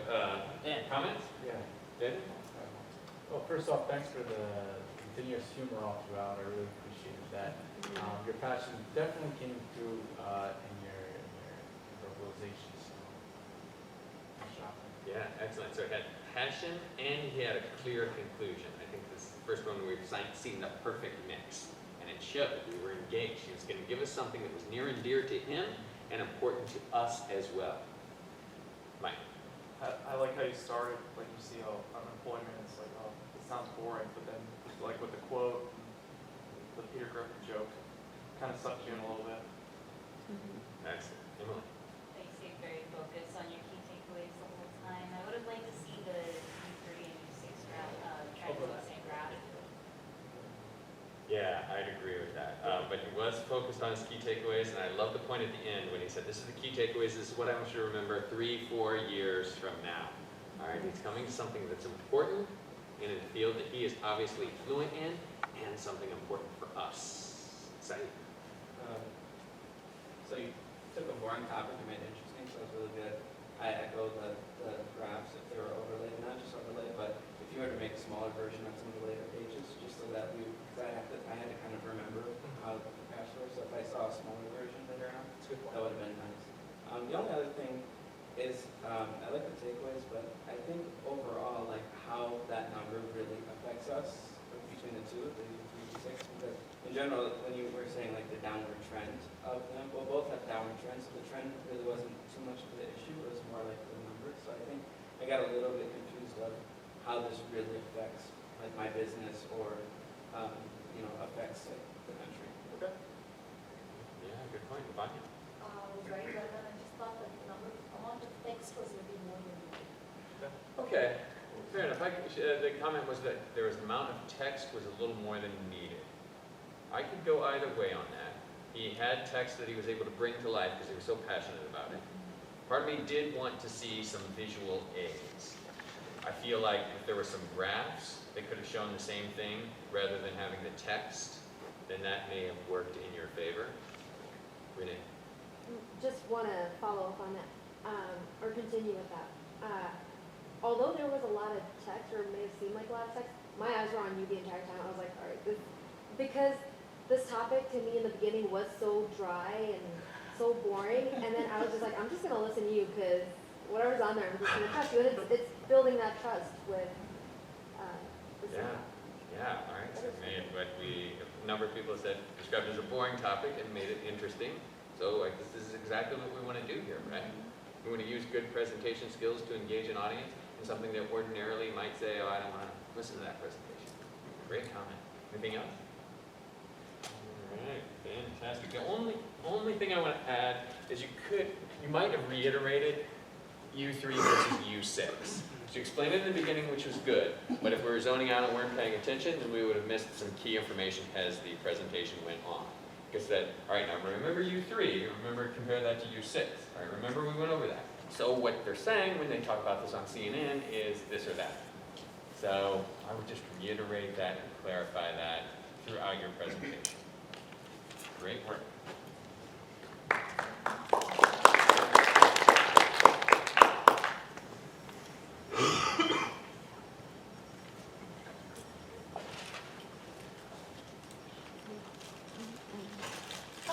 My name is Marilyn Coleman. I am here to convince you all that you can become a track star at any age. And I'm really glad to see a lot of runners here who are familiar with either track or longer distance running if it's away from track and field. So what we're going to talk about is a brief overview of the organization and what would make you a track star. Assess some of your options based on your age, and then what you can do next to become a track star. So we're going to talk again about organization, what events you can choose, and the national championships, which is where I decided track stardom is made. So the official sport of track and field in the United States is governed by the USA Track and Field Organization. They have 3 major divisions. There's youth, which is age 8 to 18. Open is 19 to 34, but if you're a little younger, you can compete with more of the elite athletes, such as the Olympians. You can jump in. If you're a little older than 34, you can compete in the Masters. If you're over 34 and you're an elite athlete, there's a lot of the long distance runners who still compete in open competitions, but younger people cannot compete with the Masters. We're going to focus on this age 35 and up group today. So in the competitions, you're going to compete against people within 5 years of your age range. So for example, one of the age groups is 35 to 39, then you move up to 40 to 44, 45 to 49, and so on. So one of the great things about Masters is you never run out of eligibility. You can keep going until you just decide not to. Some of the competitions I've been to, they had a relay team of 100-year-old men who broke a world record in the 4x1, mainly because it was the first time they've had 400-year-olds able to compete at the same time in the same race. And some of the 87-year-olds run faster than I ever have in most of these races. So you have a lot of options as far as events that you can choose. Without going into every single detail, every event, there's sprints, hurdles, distance events, as far as track. And then with the field events, we have throws, jumps, and vaults. I actually compete in the throws. I compete in the 20-pound weight and hammer throw. And I didn't think that I could convince enough of you to become a track star throwing 20-pound weight. For men, in my age group, it's 35. So maybe after this, I can convince you to practice weight with me over on the track. The USA Track and Field Organization holds national championships. So they have indoor and outdoor. There's no minimum performance standard. So you don't have to have a qualifying time or throw. You just have to have the desire to want to compete. And what's going to make you a track star is being one of the top 3 finishers in any event where you can get a gold, silver, or bronze medal. So if you're asking which event should I choose, we're going to assess your chances of earning a medal based on your event and your age group. So the best chances are the events with the fewest registered competitors. So I took the registration data from 2015, and in both male and female competitions, the events with the lowest number of registrants were 10-kilometer race, 10K race walk, 5K race walk, and the 2K steeplechase. We're going to focus on the 5K race walk, mainly because it's a familiar distance thanks to a lot of the charity races that are held. And I think they've increased a lot over the last few years. So a lot of people either walk or run in a lot of 5Ks, so you can kind of gauge how long that's going to be. It's about 3.1 or 3.2 miles. If this is your first entry into competing in, national championship, and you're mainly a walker, I think this is a good choice. I'm going to explain to you why I'm not choosing the lower distance 2K steeplechase, which is a little over a mile. The main reason is this water feature along the track. So some people are more graceful than others in the steeplechase, but some of the challenges for that race include running 1.25 miles on a track over 18 hurdles. And 5 of those are water pit jumps. So you actually have to make an effort to clear the water. And if this is if you're not an expert in steeplechase, or you're not as crazy as someone who would perhaps throw a 35-pound weight, this may be a little frustrating and maybe a difficult choice to make as far as an event. So if you think, well, why can't I compete in the shortest distance instead of a 5K? Well, looking at the registration numbers, the 100-meter has the most registrants of all the races. So for men and women, the difference between the the number of people registered overall is very, very wide. So for women, we're going to break this down by age group later, but at a high level, you can see the difference in the number of participants in the 100 meters versus the 5K race walk. So looking at the opportunity by age group for women, along this axis we have the age groups, and then this axis is the number of registered participants. So you can see the dark green is the number of people registered in the 100 meters, and the light green is the number registered in the race walk. If you make it to about 75, you're pretty much home free. If you can register and finish the race, you're going to win a gold, you're guaranteed to win a gold medal. For other age groups with 3 and 2 competitors, you're likely to win if you practice. If you register in an age group where there's no one, you really don't have to even perform that well. And I'm not saying not to try, I'm just saying you don't have to. For the men, again, there are a few more registrants in the older age groups, but if you're, even some of the younger age groups, 35, 39, there's no one registered in the race walk. You make it to 104, you're guaranteed to win a medal. So, there's a couple of things you need to know about race walk. There's rules, so you can't really walk the way you walk in a charity 5K. So you have to maintain continuous contact with the ground. So if you're used to running instead of walking, and you wonder why do race walkers kind of look a little silly when they're walking, you can't leave the ground when you're walking. You have to have at least 1 foot on the ground at all times. So this will show you kind of a graphic of the technique with the feet and arms. If both of your feet are off the ground at any time, and the judges see you, there's judges who monitor each of the walkers. They'll give you a loss of contact warning. They flash a yellow paddle with this wavy sign to let you know that you need to be more careful with your technique. Rule number 2 is that your front leg that you're advancing with has to be straight. You can't kind of walk with loose, bent knees. Or they'll flash the bent knee warning paddle as you're walking.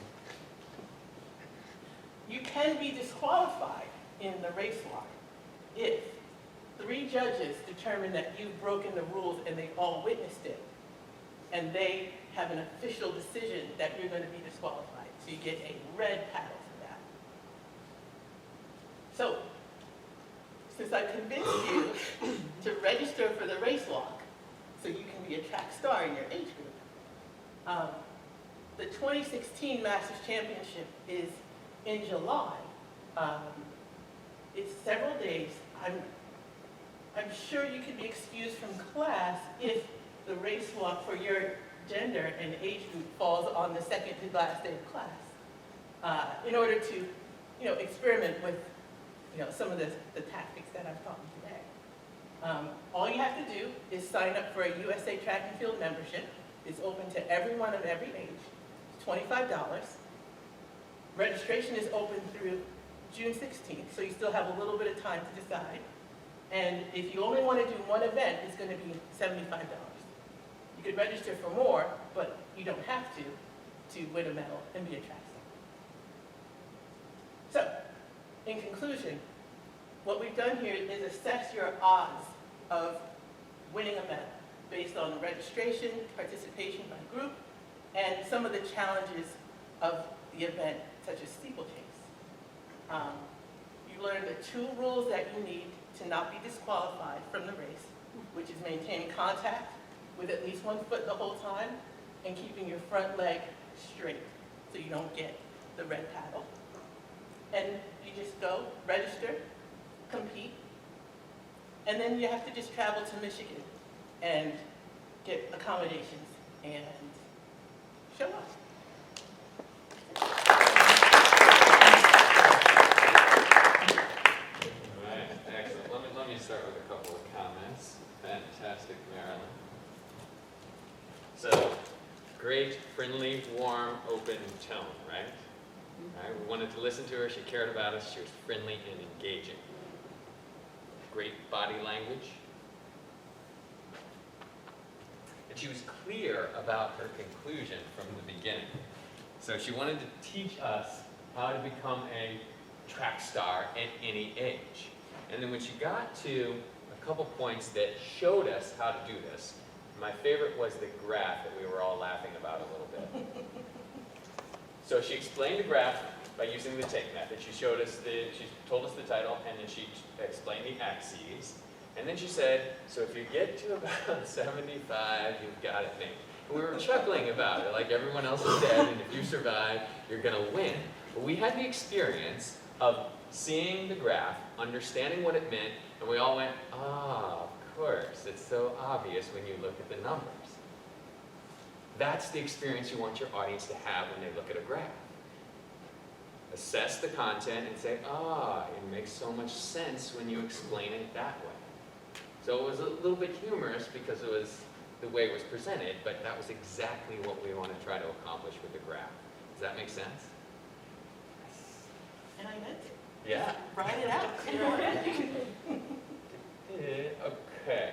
So along the lines that her conclusion was so clear, she wants to teach us how to become a track star at any age. This was one thing that showed us how, and she showed us how to pick the right event. There were a number of things she included that I think she didn't need to. One was the explanation of the race walk and the rules and that stuff. I think if you thought how clear your conclusion was, that we're going to become a track star and here's how, you would have realized that that is not necessary to support that clear conclusion. And there were a couple other things that I thought of, oh, this is where's she going with this, that were like that. But if you recall when I talked in class 1 about the value of choosing a clear conclusion, it helps you think about, all right, what do I not need to support this conclusion? And there were a couple examples of that. Only other thing I will mention, you had that warm tone where you started off, and we were with you, and then you gave us all this text.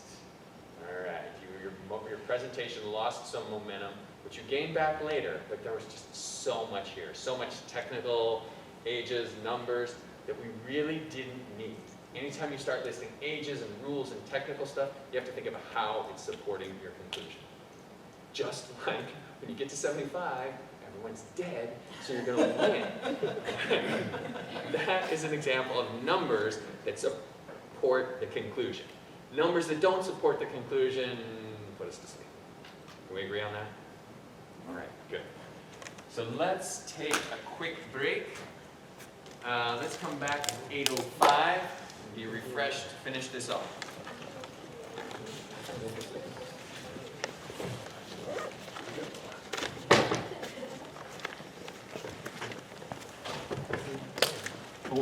Mike, do you want to put your I think I desktop?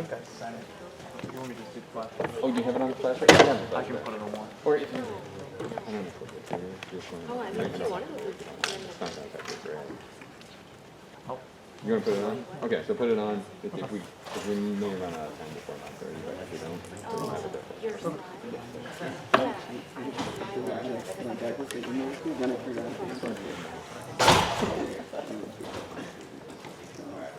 You see what I'm saying? I know. Done. Yeah, the first thing I asked, and then I was like, What's it? Oh, really? Yeah.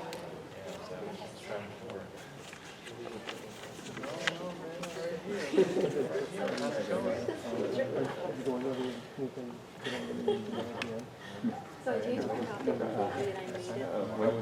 no, I sent it. That's it. Because I'm working with you. just the summary presentations for next week. Short and sweet. I feel like it has to be. Or less. We're just giving an elevator speech, we're not writing it down. Not really bad. What? Yes. This topic, oh, you can do something else if you want. But I'd say this topic, just 60 seconds or less. I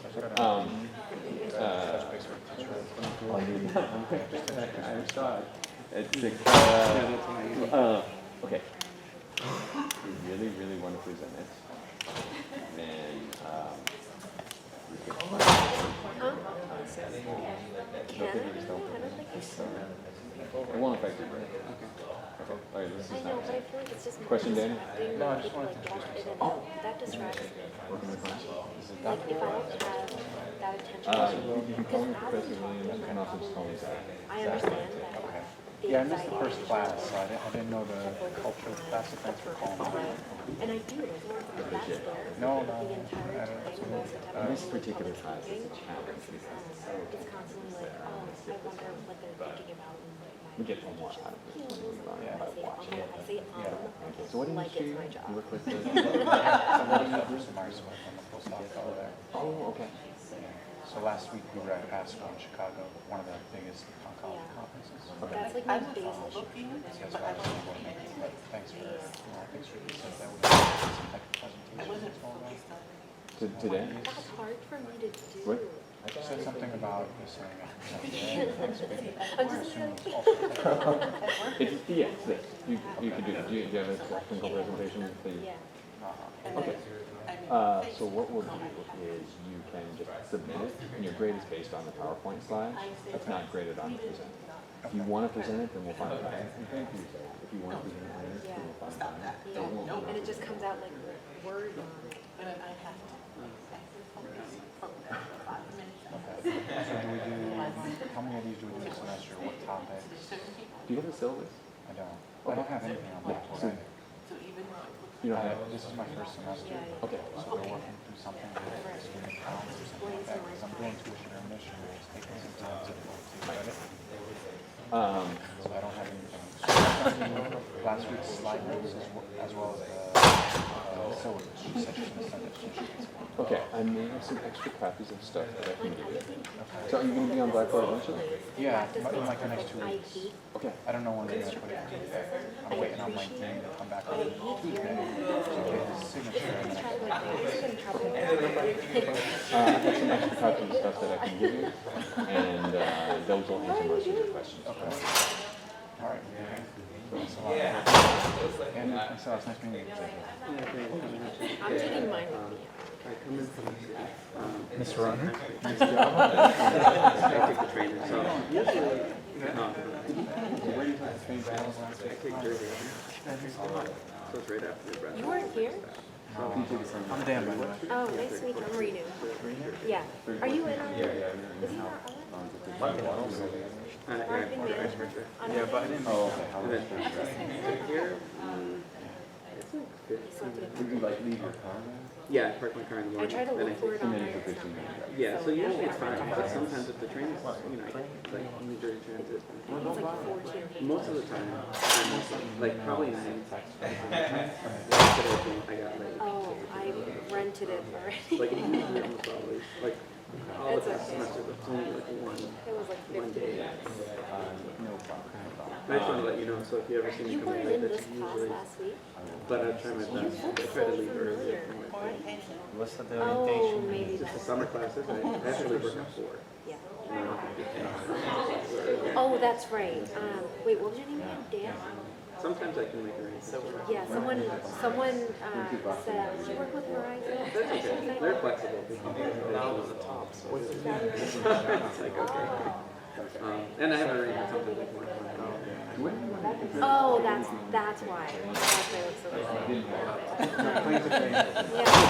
No, because the closest train station is in Brunswick and downtown Brunswick. But I couldn't.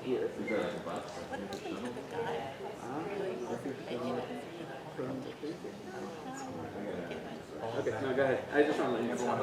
The Indian that was sitting all the way in the front, like. They probably resend this. Oh, yeah, I remember that guy. I asked a million questions too. No, what he did. When they answer the question, But don't feel bad for saying that, but he had like a hearing aid. I don't think he could hear well. I think it's a clinical situation. But yeah, that's why I said don't feel bad. It was on this year, so no one, none of y'all could see it. But I was on his left side, so I was like, oh, I get it. You should have told them. I think they just thought he was playing. That's why they were really Poor good. guy probably gets that. There's no reason to walk up and get parking savings while it was big. Oh, you noticed that? I noticed that, but I was like, oh, is that all right? I'd like brush a lot of things over. No, I can't. Everything is funny to me, and I try not to laugh out loud. Despite that, I don't. Damn, you're very observant. There was a lot of funny stuff in the presentations. I didn't mean it. It's true. So when you will go home for your presentation next week? I guess. 20 seconds. I don't know. 40 seconds. We're not even halfway. It doesn't have to be. No, yeah. Yeah, otherwise you get lost. That's forward, that's back. Renew. It's like when you renew your license. I always give people that word association because otherwise everyone forgets. No, I had a thing where I was like 5 seconds later. That's what I was like, it's a DJ. It's like I'm sitting here. Renew your license. Also, if you didn't get your Rutgers ID card, not to skip it. Yeah.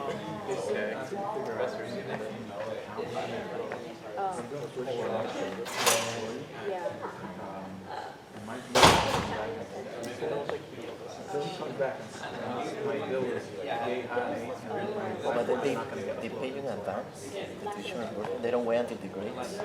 That's what they do. Could pay in advance, do it the right way, or I could pay $9,000 for possibly reimbursed. That's what I do. That's what I have. They want to see the A's first. Oh, no, that's if you get reimbursement with your company. Right, that's what I Get do. reimbursement My company was in upfront, but my manager was at the test.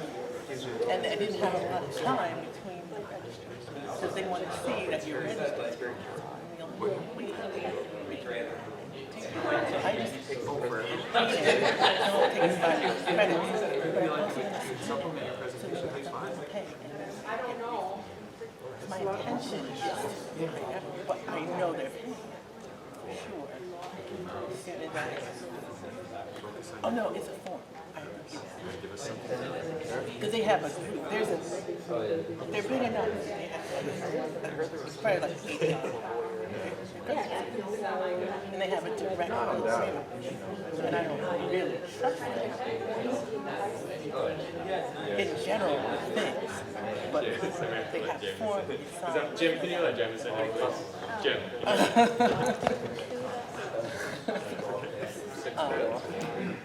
And they're going to give me and in the next semester, I should have Pass that out if you think it would be helpful. more time.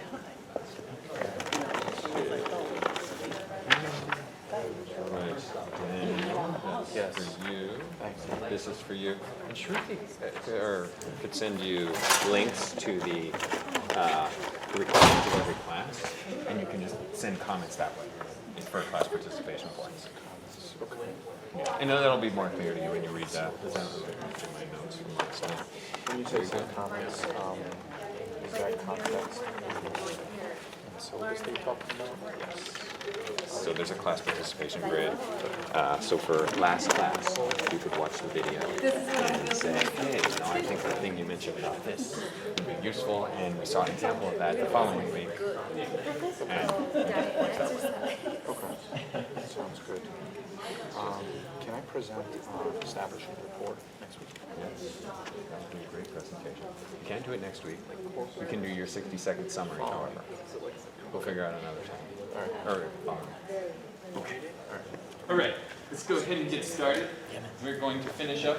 We may not get through everyone. If we don't get to you, there are a few options. One, you could just not present. It won't affect your grade. I grade based on the PowerPoint slides and the template that I outlined in the syllabus, that's really the only way I can grade. I can't sit there with a grade book while you're giving your actual presentation and say you're moving too much or your eye contact isn't good. I only grade based on the PowerPoint and whether or not you met that criteria. So if we don't get to you, don't worry, it won't affect your grade. If you really want to present, you can find a time to do it either at the end of another class or before or after class in later weeks. One thing I want to mention as we finish up, I know it's tempting to look at the cell phone and get restless, but please stay engaged. Do not look at your cell phone for the rest of the class and try to concentrate on what you can learn from watching your fellow presenters. Because this topic's really, really important. And you want to live up to 75.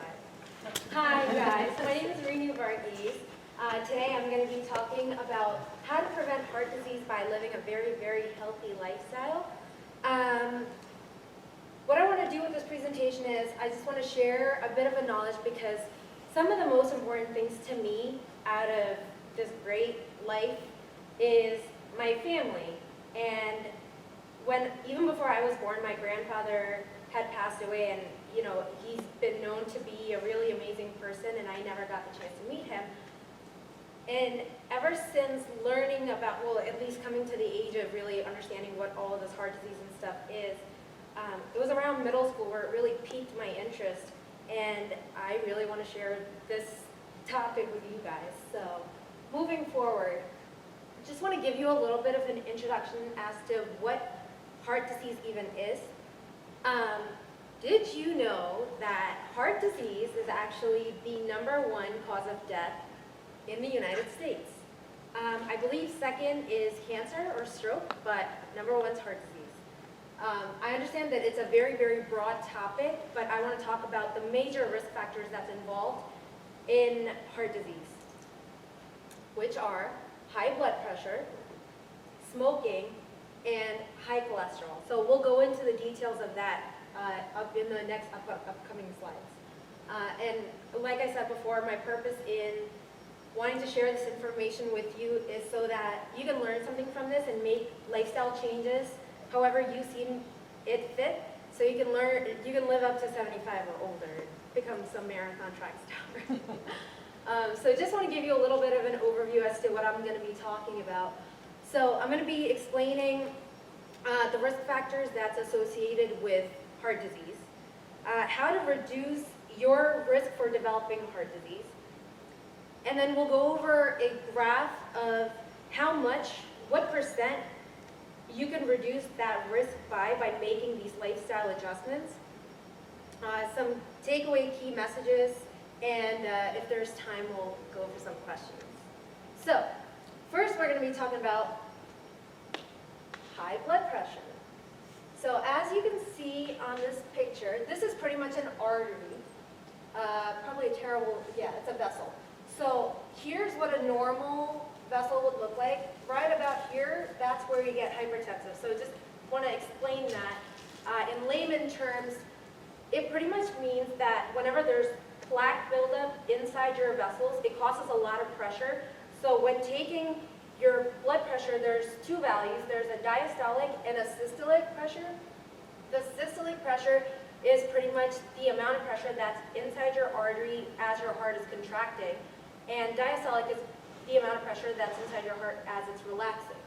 And then on the right side, that picture just gives you a range as to what's considered normal and what's not. Just want to explain a little bit more about high blood pressure. High blood pressure is also known as hypertension. So it's pretty much where plaque builds up, which increases blood pressure.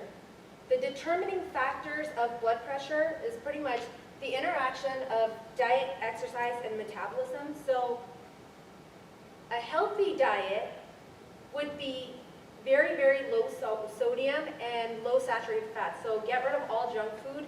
Don't put salt in your food.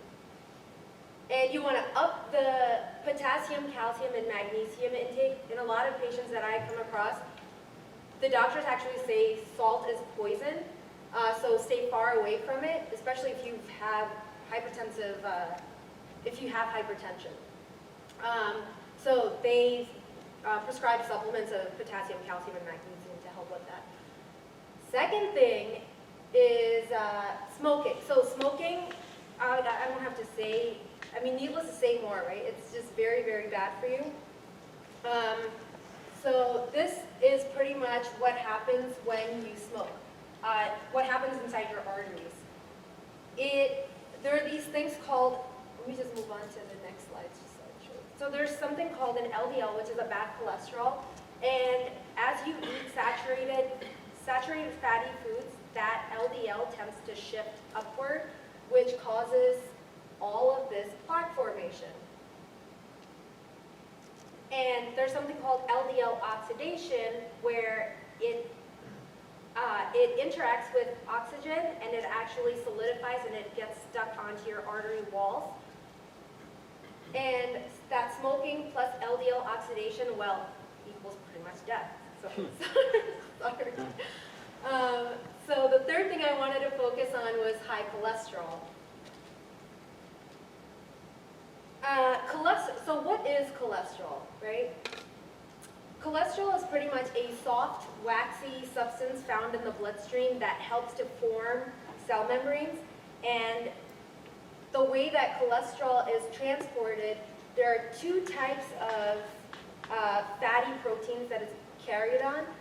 One is called HDL, which stands for high density lipoprotein, and the other is LDL, which is low density lipoprotein. So pretty much HDL carries cholesterol away from the bloodstream, whereas LDL carries it towards the bloodstream, which explains why there's so much plaque formation with increased amounts of LDL.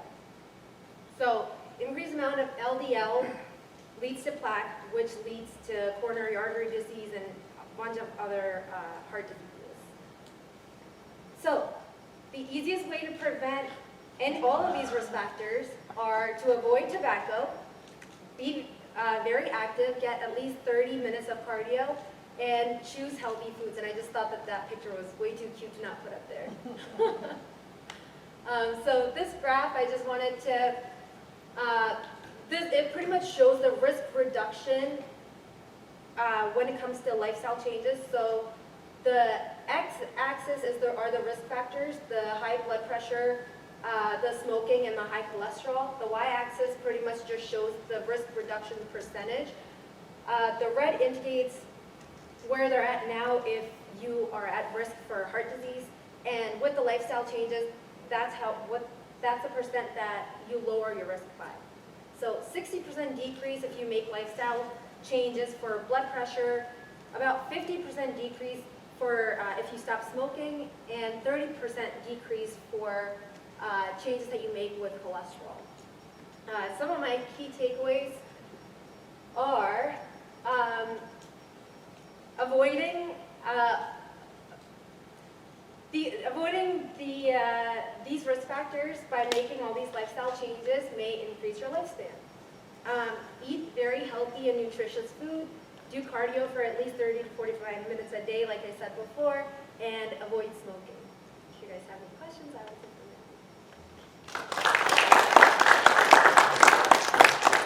now. Excellent, fantastic. Comments for Renan? Okay. Very lively, really enjoyed it right from the start. Good transition.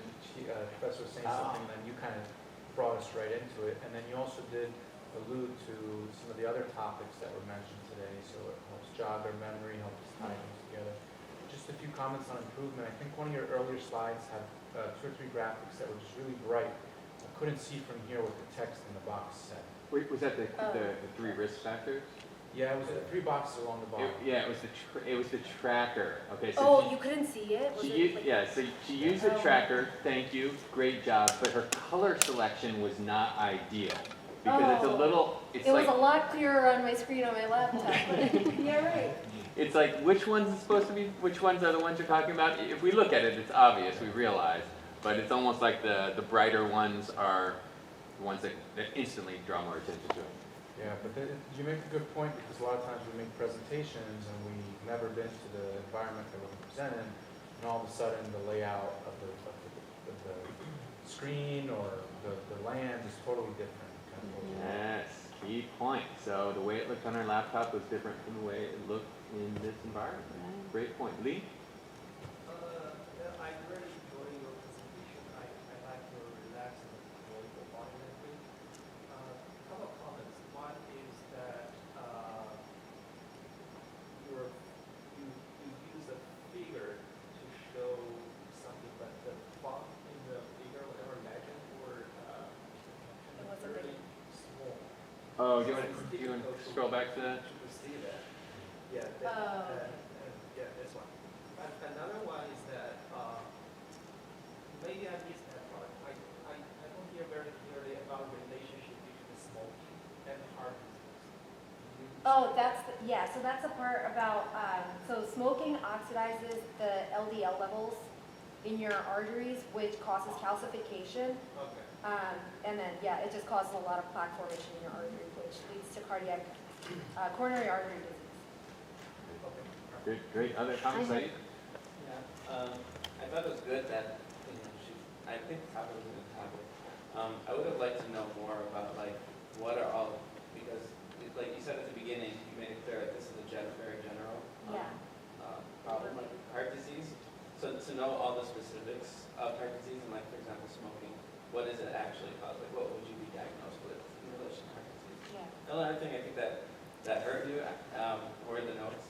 I know there's a lot of technical information, and it's balancing between looking at the slides or having something with you. And I think maybe if you had it on the slides and not looked, right, it would have been better.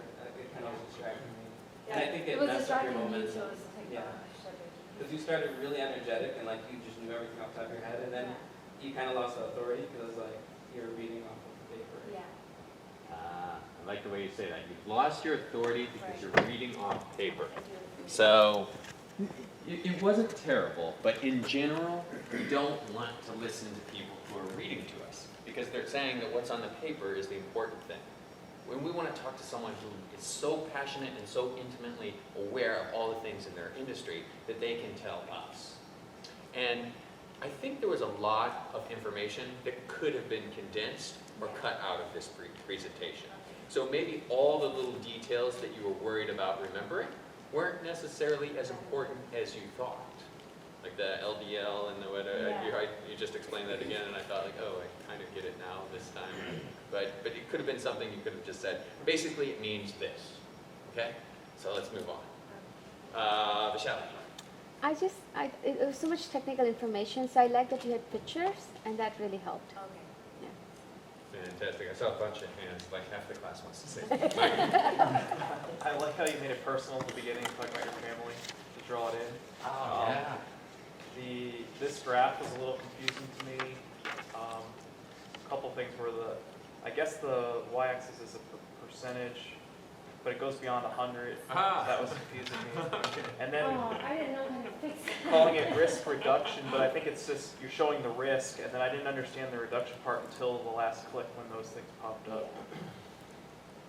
Yeah, just like we talked about with Marilyn's graph. We want to look at the graph and have it, oh, that makes sense to us now. We don't want little things like that to confuse us. Good point. Other comments? If I recall correctly, the overview was the second or third slide. Now, I thought it was slightly misplaced. Overview is too late? Yeah, too late. I think there was It was another like slide third before the slide. overview. Yeah, I felt like you said the overview twice. Oh, did I don't know, that's how I I think it's the purpose. Well, she had I could go either way on that. So she had an introduction that drew us in, and then she gave us the overview. But still, we can look at that comment, that maybe some people prefer the overview right at the beginning. It's a fair comment. There's no 100% right or wrong answer. All right, great. You got it. All right, fantastic. Good afternoon, everyone. My name is Jose Mesia, and I'm going to talk about Groupon. Groupon arrived marketing tool for your business. So probably some of you have used Groupon before, I'm sure. So I'm going to go first with the introduction, then history of the company, then some competitors, then a few, there was a research made by Rutgers University then 5 pros and 5 cons, and then the conclusion. So what is Groupon? It's a daily deal website, and you can find promotions or discounts for restaurants, spas, theaters, and much more. What is more appealing to get a massage for that is worth $100 and then you pay 25, or let's say grabbing a meal value at 50 and pay only 15.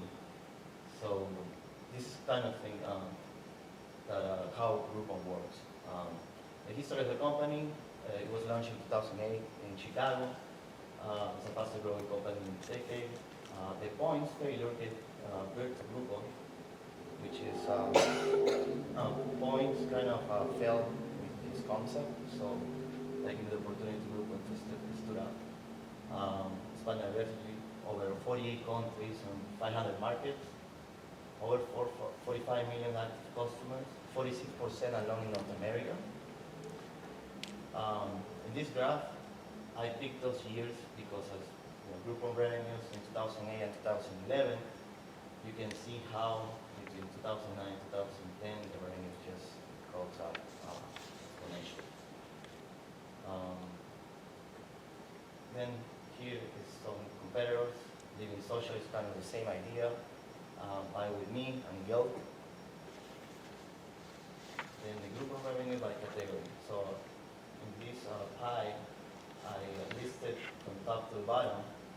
As you can see, number 1 is health beauty, number 2 services, number 3 food and beverage.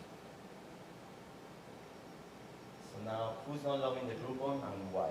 So first, a study by Rice University. I'm going to explain that in the next slide. Understand the main idea of running a promotion.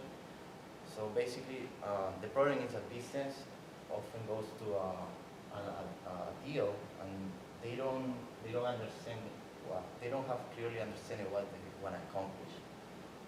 So, and they don't prepare the stuff really well.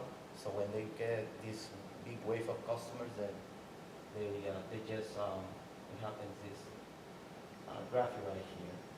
So I know it's a lot of information, but basically the school surveyed 150 business, small to mid-size size, and they finally revealed that 66% of the merchants say that they were profitable, and 32% say they were not. So you see the sequence. There's another pie. More than 40% of customers say that they will not run another Groupon promotion again. What I also found is the restaurants, they were the more affected because of the margin. Groupon takes 50% of the revenue for each deal. So this is what happens when you don't train your staff very well. So you have long lines, the demand exceeds the supply of the merchant. So they basically ended up going to somebody else and find another merchant. The learning curve is structure a deal, so basically they're trying to understand how this works. So this marketing tool, well, you need to budget for this in your marketing plan. Some of these social network tools are free, so you can save money. So you start with Twitter, then you like it on Facebook, advertising on Groupon, Google, and then offering Groupon, and then you get your feedback from John. So now I'm going to talk about 5 pros. So number 1, attracts a lot of consumers. So you're going to get a lot of customers, and also the customers that don't want to pay more than they have in the budget. It advertises your business, because you're going to have exposure. So people is going to probably get more familiar with the good of services. And this is your opportunity to spotlight. And then, so you're going to make sure they're going to like your products, and then going to come back and buy from you again. It helps to move inventory. helps to move just low items in your inventory. It builds relationships. That means you have the opportunity to create a strong relationship with new customers, not only the one-time buys. It generates incremental revenue. So what it means is, if you have a low cost or a fixed cost structure, you can make money with a promotion. So let's say you have a rock climbing business, so he has already the equipment and the facility. So running a promotion can help you to get some extra cash by getting more bodies into the facility. So let's say people pay $10 for a service of 20. The owner is going to make $5 for each voucher. When 5 comes, well, deals attract low-end bargain seekers, right? So you're just going to get bargain shoppers. They don't want to spend more money than the coupon. Deals hurt the brand. Yeah, the obsession for the price don't help the brand loyalty or the brand awareness. Since when you have customer paying a low price, in the future they don't want to pay the full price for the good of service. Deals are not profitable. Yeah, like I said, Groupon takes 50% of the revenue, so you have to do the math. Work very well with your gross margin. Deals don't generate repeat customer. Like I said, you probably may not see the person again if they don't have the voucher on hand. Marketing experts say that only 19% come back to your business. And then Groupon doesn't make your business memorable. From my personal experience, when I use Groupon, I only remember the great deal that I got. I don't remember so much about the business or the good of service. So that really hurts. Some recommendation for your business. Advise the business on how to best structure and operate a deal. Cap size, number of employees, upsell, follow up, collect data about customers, offer each customer the most relevant deals, loyalty programs, and improve customer service to the end customer. And then the conclusion, so it gives you the opportunity to create new clients, new customers, like I said, give you the flavor, spotlight your business. And well, then after that you can sell whatever you take at a full price. And the other conclusion, however, at the same time, we don't want our existing loyal customer running in using Groupon because you're gonna lose money in every single transaction.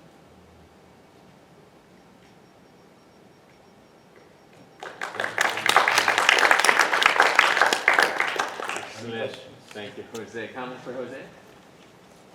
Lavanya. I would prefer an introduction slide. I said about it, but it wasn't laid out. Okay. That was one. And the second thing was when I was looking at the graph that he had with the year and the sale, the last one alone was red in color. So I was kind of distracted trying to figure out why was it red, why was it any different from the other 3 years? It was still the same. Okay. It was the first quarter of 2000. Do you want to scroll back to that slide, Sure. Jose?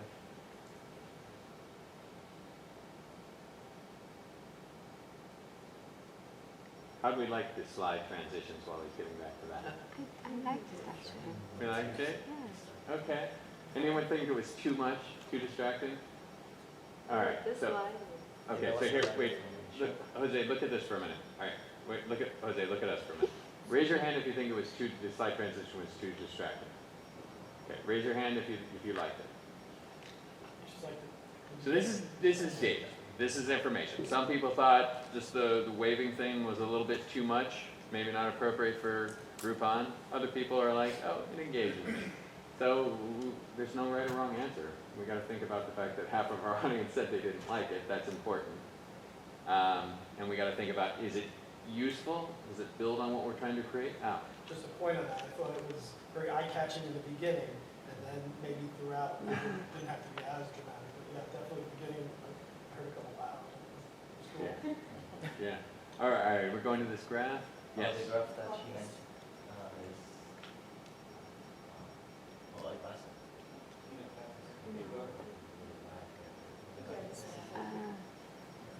Oh, why is that one red? Groupon revenues. It's quarter one. Yeah, it's only one quarter, that's right, that's what I. Is it This is not scaled? the whole year. Is that like, is it scaled? Is it like they made a lot more money? Yeah, Just in now in Q1. 2016 it's only almost 9. Yeah. One quarter they made as much as 2010? Okay. Right, this is interesting stuff, but it does bring me to a comment that I had about the whole presentation, was what is the point of the presentation? Is it to tell us the pros and cons of us as investing in Groupon for our business, or is it to give us an overview of the financial performance and the competitive landscape of Groupon? And I think you fell into the trap of giving us too much. Sometimes you're talking about the competitive landscape, sometimes you're saying how it relates to us. James? Yeah, the one thing I thought I would have liked to see you spend more time on was the recommendations. I thought you had some really good recommendations. You just kind of read them off as a list. But, you know, if we're going to advertise on Groupon or, you know, advertise in general on social media, some of the things you listed there, I would have liked to see explained and fleshed out some more. Yeah, there is so much here. This is like a half-day seminar on Groupon. Really, it's like the first hour is a background and presentation on Groupon, and he could have used just the information he had. And then the second is breakout sessions, people who want to talk about how to train your staff when you use Groupon, and whether or not you should actually use Groupon. So there's so much information here, and I think he tried to give us too much now. Also, just on the conclusion slide too, it seems like, I know the original topic was supposed to be, is Groupon the right tool for your business? It seemed a little bit geared toward, a lot of the slides were just, no, it's not. And then the conclusion at the end, one of the key points that you made was that you will eventually lose money if you use Groupon. But I didn't see how that tied into, I guess, from what I thought you were leading to what you actually led to, it just seemed like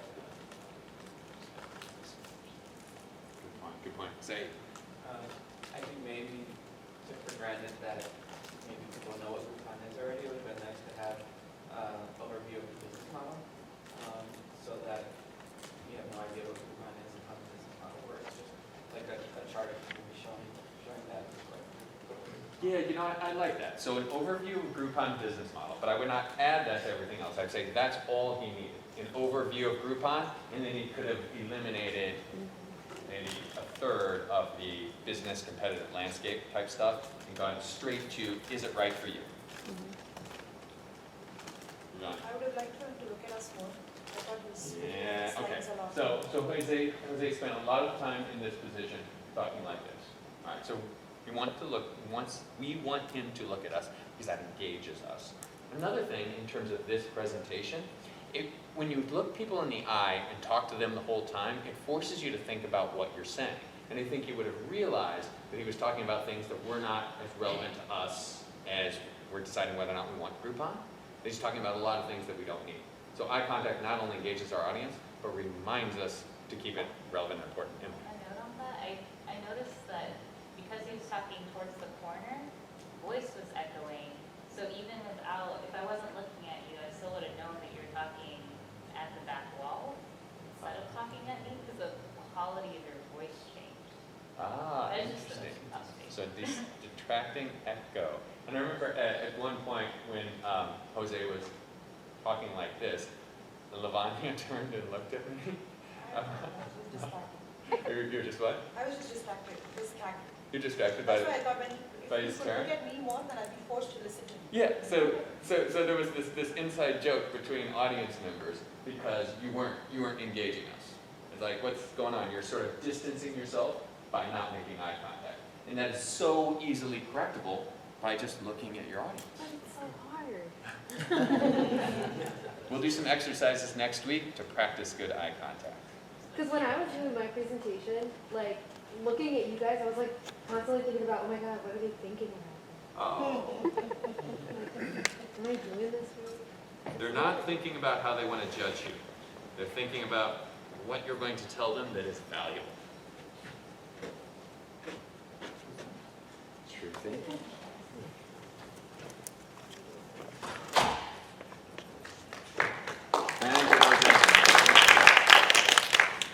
Hi everyone, my name is Ruby, so I'll be talking about texting and driving. So I know, as probably most of you, if not all of you, are aware that texting while driving is distracting, not to mention dangerous. So my goal for this presentation is not to scare you, but to hopefully convince you to not engage in this behavior. So I'll start off with 3 kinds of distracted driving. So there's the visual distraction. So that pretty much means the driver is not, the eyes of the driver are not on the road. They're distracted, they're focused somewhere else, they're looking elsewhere. That's visual distraction. There's manual distraction. So that pretty much means the driver's hands are not on the wheel. So whether they're grabbing something or reaching for a device or holding a device perhaps. So that's a manual distraction. And there's cognitive distraction, meaning to say the driver's mind is not on the road. They're not focused, they're thinking about something else, probably thinking about what to type, what to reply, or thinking about their text message that they just received. So text messaging, speaking of that, involves all 3, consists of all 3. There's the visual distraction, because you're not looking at the road, you're reading the text, you're thinking of what to type, you're typing. And there's manual distraction as well, because now both hands are not on the wheel. At least one hand is not on the wheel because you're holding your cell phone, you're trying to type, and also navigate your phone at the same time. And there's the cognitive distraction as well, because clearly you're not thinking about the road, you're thinking about the text message and what to reply. So as I was researching, some of the sources mentioned that it takes, at a minimum, 5 seconds to respond or answer to a text. So if you think about that, if you're going, let's say, at a speed of 55 miles per hour, that's as if you're driving the length of a football field like as if you're blindfolded. So what I want to tell you here is a lot can happen in those 5 seconds. A lot can happen in the length of the football yard that you just traveled in those 5 seconds. So it is very dangerous, and it's as if you're really driving blindfolded. So I want to share some facts and statistics with you. So cell phone use alone, annually, attributes to about 1.6 million crashes per year. Just cell phone use. Texting, particularly, is attributed to 330,000 injuries per year, just texting alone, specifically. And another interesting statistic I've found is texting increases your crash risk 23-fold. You're 23 times more likely to get into an accident if you're texting. So let's take a look at this graph. So this graph displays the increase of risk that you have in causing an accident depending on the type of activity you're engaged. So on the bottom, the numbers represent the increase in risk. And on the left axis, as you can see on the y-axis, those are the activities you can possibly engage while driving. So as you can see, compared to talking or listening or dialing a phone or even reaching for a device, texting clearly is much more dangerous because it increases significantly your risk of causing an accident. So another interesting statistic actually that surprised me is if you're driving while texting, you're 6 times more likely to cause an accident than when you're driving while drunk. So think about that moment, consider that. So that tells you how much of a distraction texting is, how impaired you are when you're texting. That it's worse than basically driving drunk, so think about that. So not only does texting cause car crashes, it also can cause fatalities. So those statistics over there are from the year 2013. Those were the most recent statistics I found. I'm going to actually turn and talk about the statistics because I have not memorized the numbers. I'm sorry. In the entire year 2013, there were approximately 30,000 fatal crashes, that resulted in approximately 33,000 deaths. So out of those 30 fatal crashes, approximately 3,000 of them were due to distracted driving, causing 3,154 fatalities. And of those 3,000, which is approximately 10% of the 30,000 total crashes. Of those 3,000 fatal crashes, 411 of them were due to cell phone use, causing 445 deaths that year. So as if the statistics I just showed you and risk of dying wasn't deterrent enough, maybe this will be. It's actually illegal to text while driving. So it's against the law. There is no federal ban banning texting while driving. However, several states have imposed their own laws banning texting. So Washington is the first state that enacted laws back in 2007 banning all texting in the state. Several states followed suit. So as of June 2016, as you can see on the map, 46 out of the 50 states have enacted laws that ban all texting. Out of the 4 that remain, Texas and Missouri have imposed partial bans in the sense that they impose bans on motorists who are 21 or under from texting and driving, and also school bus drivers. But looking at the trend, I'm sure those 4 states will soon enact laws that prevent all, ban all texting for all motorists. So for New Jersey particularly, there are penalties if you're caught texting and driving. If you're a first-time offender, there is a fine, a significant steep fine, $200 to $400. If you're caught a second time, the fine increases $400 to $600. A third offense further increase $600 to $800, but at the same time, you'll also get 3 points added to your record, and you may or may not have your license suspended.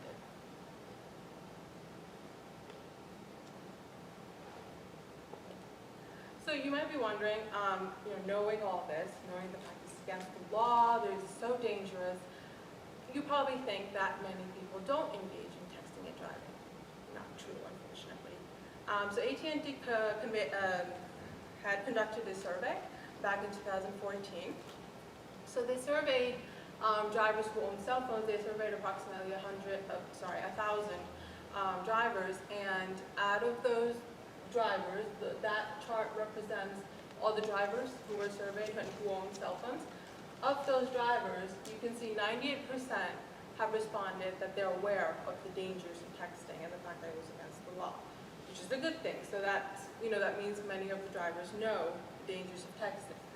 However, if you look at the next graph, that graph, out of the drivers who admitted that they know the dangers of the texting, so the 98%, out of that 98%, even though they said they were aware of the dangers of texting, 3/4 of them texted anyway. So it is pretty prevalent, and just merely knowing that it's dangerous and the fact that it's illegal, it's not deterrent enough. You might be wondering why were they engaged in driving while texting. So some of the reasons they provided in the survey, one was they felt they were missing something important. So they felt the constant need of checking their cell phones because they thought they were missing out on something. Another reason that was commonly reported is they thought that their driving performance was not affected by their texting, which is not true, because I just told you all the statistics as to why it's not true. It's very dangerous. Some also reported that there's an expectation to respond to text right away. So that was some of their reasons. Another last reason, actually, was they experienced feelings of anxiousness. And approximately 6% of them actually even reported that they were addicted to texting.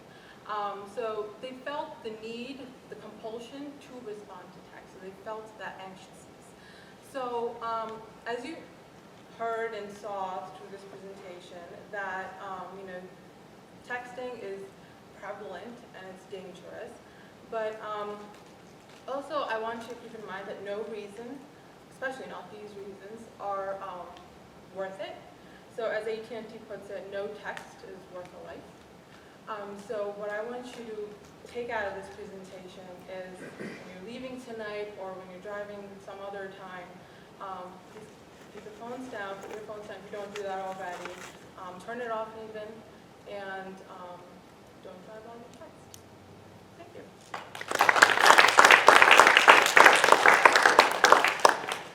Now, Sin, comments for Shruti? There was this one graph, I think it had a typo. Right? I think Oh, the graph, the pie graph? Yeah. Yeah. Unaware, I think, Yeah. unaware. Unaware, I'm so sorry. Yeah. The black, I suppose, is unaware. But the overall presentation was really good. I liked it, how you presented. It had all the data, which was really good and interesting. Fantastic. Evan? Yeah, I thought it was, you did a good job doing the having all of your information lead to an inescapable conclusion. I think we talked about the science last week. Yeah, I like the graphics. They were very clear, and your message was to the point. It was very helpful. Maybe I'm the outlier. The one thing I took out of it is that if you get in a wreck when you're texting, you're more likely to get in a wreck. But it's less likely to be fatal. There's like 400 fatalities out of 30-some thousand. Right, yeah, correct. Not all fatal crashes, yes, I agree that texting might not, cause that many deaths, but if you wanted to. Is there no question? And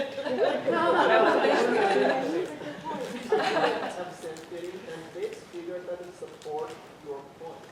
Say that again, I'm so sorry, I didn't hear you. I agree with you, this figure doesn't support your point. Doesn't support, okay. Probably less scary and less impactful.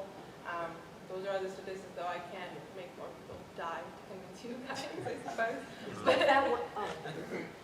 Yeah, I would agree with Lee's point that this is interesting stuff and it's important, but it didn't lead directly to the point that you're making. And to exacerbate that, you said, so it's so obvious that, yada yada, and then you continued, which we believe because everyone thinks, all right, texting is bad and dying is bad and any fatalities are bad. So we were with you, you didn't lose us, but it didn't have the same impact that was that clear, logical conclusion, Jim.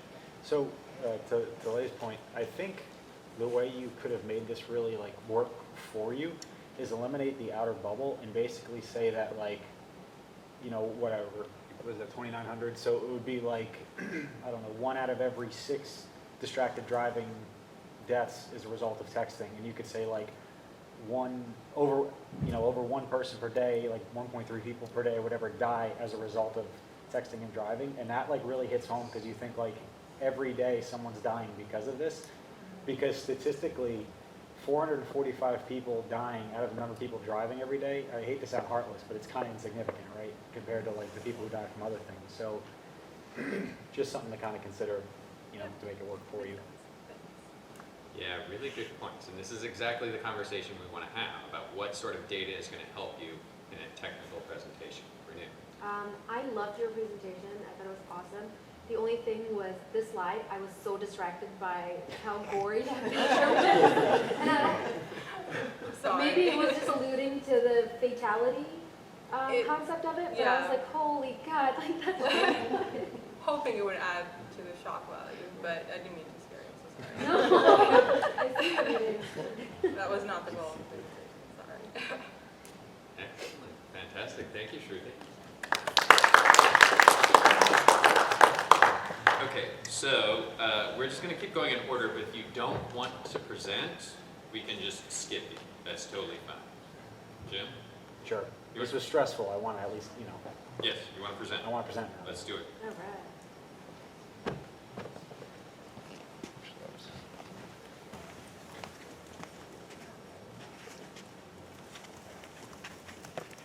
So my name is Jim, and I want to do a presentation for you guys on reusable rocket technology. And I'm going to tell you how it's revolutionizing access to space, it's redefining the economics of space, and I also want you to leave here understanding why this is significant.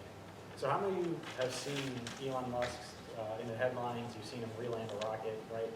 It's pretty cool. But other than the fact that it's kind of cool, does anybody really understand why that's significant for us? One, cool. We're doing well. Two.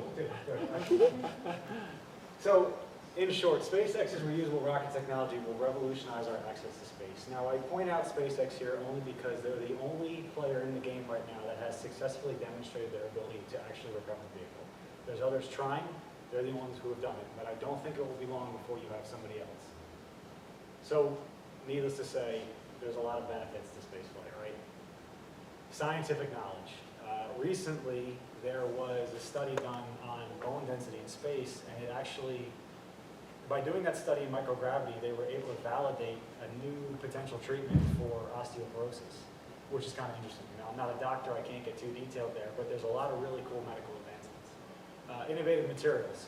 If you guys have ever been up to the upper floors, you'll see that funny crusty coating on all the beams. That's actually a fire protection coating to maintain the integrity of the building. That thermal shield, the material was actually developed from the thermal heat shielding of the Apollo missions. Now, chemistry is advanced, you know, but it's kind of a grandchild, whatever you want to call it, of those original technologies. Economic activity.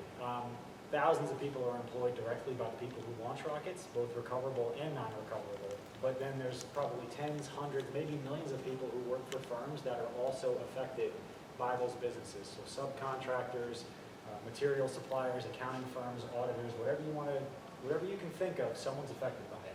And of course, the human experience, right? Like, we're putting people into space. It's kind of weird. You start to realize like how small we really are. I'm not a psychologist, but there's definitely some cool things going on there. So the current model, who's using this? It's going to be people like your ULA, NASA, let's see if I can do these by memory, Orbital, Astrium.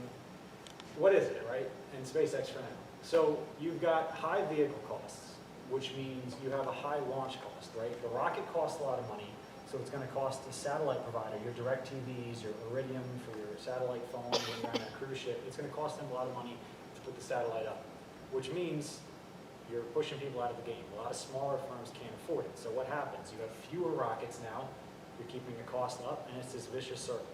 The key to affordable spaceflight is breaking that cycle. So what does the future model look like? Well, the one SpaceX is pursuing is something along the lines of this.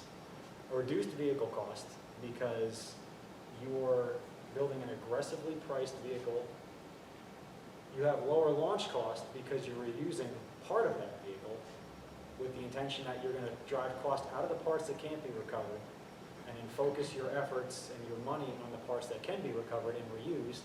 So with a lower launch cost, you're going to get increased activity in space, more players in the game, which means now you're going to be ordering more vehicles, taking advantage of better economies of scale, driving the cost down further, and you get into a much better cycle.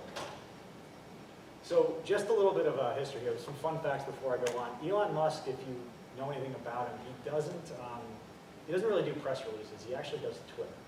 So a lot of my statistics came from his official Twitter feed because he doesn't release memos.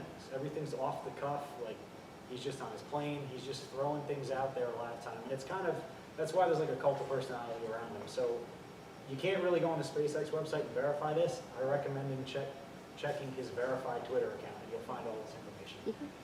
So the estimates are that the US government pays about they're going to pay about $90 million for a Falcon rocket. Now, in the commercial marketplace, it's a lot lower. It's about 60. That's because the government has extra demands for the things they want in the rocket, et cetera, et cetera. Think of them like options in your car. The government's going for now. Elon's publicly stated that the first stage is somewhere between 50 and 75% of the cost. Now, if you don't know what the first stage is, I'm going to get to that in a minute, right? We're going to make a really conservative estimate that for every $1 million of that first stage they're saving, it's costing them another $500,000 to actually refurbish it and put it back into service. So in the end, he says they expect to save about 30% on the cost of a launch. So if that's a $90 million launch, it should take it down to 60. If it's a $60 million commercial launch, it should take you down to about 40. So let's look here, right? This is a brief chart that I put together. This is not comprehensive. This is pretty much the most popular rockets that are used in the spaceflight industry in the US right now. The average marginal cost of the shuttle launch was $450 million. And that's not the average of the program cost. That's how much it costs to refurbish it, refuel it, and put it back up. That's crazy. Now granted, has a very big payload. That LEO payload is low Earth orbit. That's the orbit most satellites operate in. There's tons of different orbits. They don't matter. For this presentation, we're going to focus on the one that everyone's using, the satellites, the, weather, communications, things like that. And what you have is a figure called low Earth orbit dollars cost. It's cost per pound, which is basically like if you're going to maximize the capacity of that vehicle, this is how much you're paying for every pound of cargo you want to put into orbit. That's a pretty wild number there, $7,000 per pound. The ULA Delta IV is $8,400. Now that's a big government rocket. That's the government price I'm using for that. You can see as you move down, if SpaceX Falcon 9 in the non-reusable condition will cost you about $61 million. A refurbished rocket should be about $40 million. So, I don't know if you guys can see this right here. That's a pretty wild figure. $1,700 per pound into orbit versus $8,400 on the high side. What I want to look here is, this is just a graph of that to kind of put it into perspective for you at how much cheaper it is per pound to put a refurbishable Falcon 9 rocket into space. And I'd imagine that most other people are going to realize savings compared to, say, the shuttle or ULA Delta IV. Here is the cost of putting a 19,000-pound satellite in space. That 19,000-pound number is the maximum capacity of the smallest rocket here. So as a baseline, if you're Iridium or you're DirecTV and you say, you know what, I need a satellite, this is how much you're going to pay to put that satellite into space. And so the difference here between here and here, or even here and here, is about $100 million. If the average satellite's 300, for every 3 launches, you basically get a free satellite. I mean, that's crazy to think about things in those terms. So before I go on, you got an idea of the cost savings, right? It's pretty cool, saving a lot of money here. But I want to make sure that you guys all understand what exactly they're doing when we say it's reusable and recovering the first stage. So the traditional launch, you got a rocket down here, it launches. As it moves up, it breaks into pieces, right? In the back end of the rocket, there's big engines and there's tanks. As it moves up, you essentially think of it as running out of gas. So as the rockets want to propel, forward into its space flight, they want to get rid of all that dead weight. It's not helping them anymore. So what they do is they actually separate the stages of the rockets, and it currently crashes back down to Earth. And then on some rockets, there's a second, third, even fourth stages, depending on what types of rockets you're launching. And it's the same process. So as it's expended, it falls back down to Earth. If you remember that first stage I was talking about, that 50 to 75% of the cost of the rocket is just getting jettisoned and crashing back down to Earth. So this is where SpaceX comes in. They said, all right, okay, we're going to launch. We're going to separate the stages here. The second stage of the satellite's going to go into orbit. We'll lose the fairings. We might lose some of the second stage propulsion, but the real cost savings is this right here.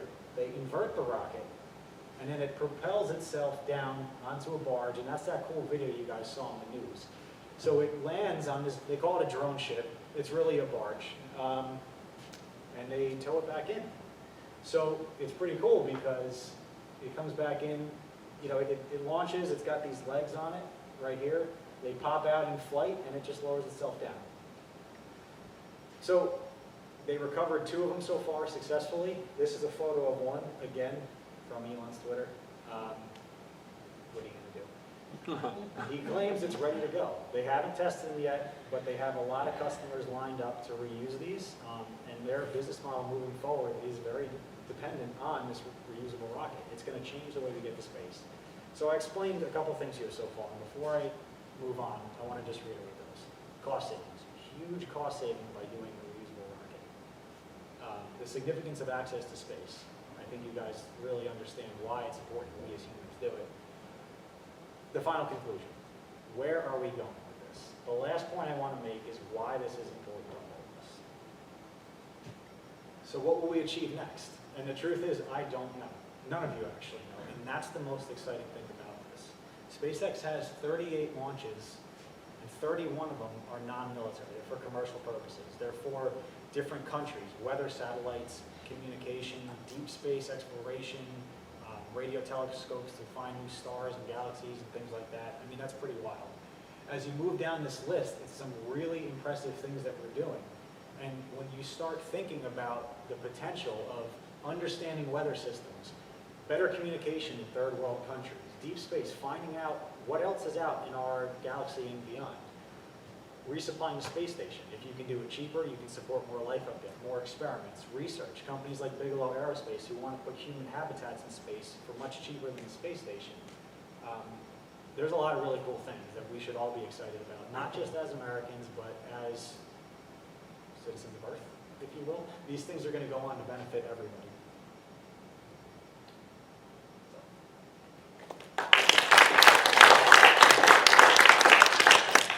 Excellent. Thank you. Comments for Jen? Ruthie. I actually think you did a really good job. No figure, no image was left unexplained. On your slides, every sentence was explained. It was really good. And I liked how you took a pause before your conclusion recap and then said, this is my conclusion, which was exactly what we talked about. James? I thought the slide motif was great for the content. It was really captivating. The pictures all very much supported what you were talking about and accentuated the points you were trying to make without distracting from it too much. It's great. I was in a meeting with some very important people taking notes, and I was actually looking through the Microsoft templates to find the right template for this. So I'm pounding away in the back, and I'm actually doing a search in like deep space and cool templates. So that's the story. Yeah, I agree. Great template. Alex? I was going to say I really liked the presentation as well. I think that you did very well with your conclusion and like driving the key point out. I think for me personally though, like I think we explained like the cost saving first and then like the how after. I think since I wasn't like too familiar with everything, I explained the how first and then the cost savings after would have kept me more like engaged because I just been thinking about like how do I see the cost savings coming in, and then when you explain the chart, then I was like, oh, I kind of see how everything is going.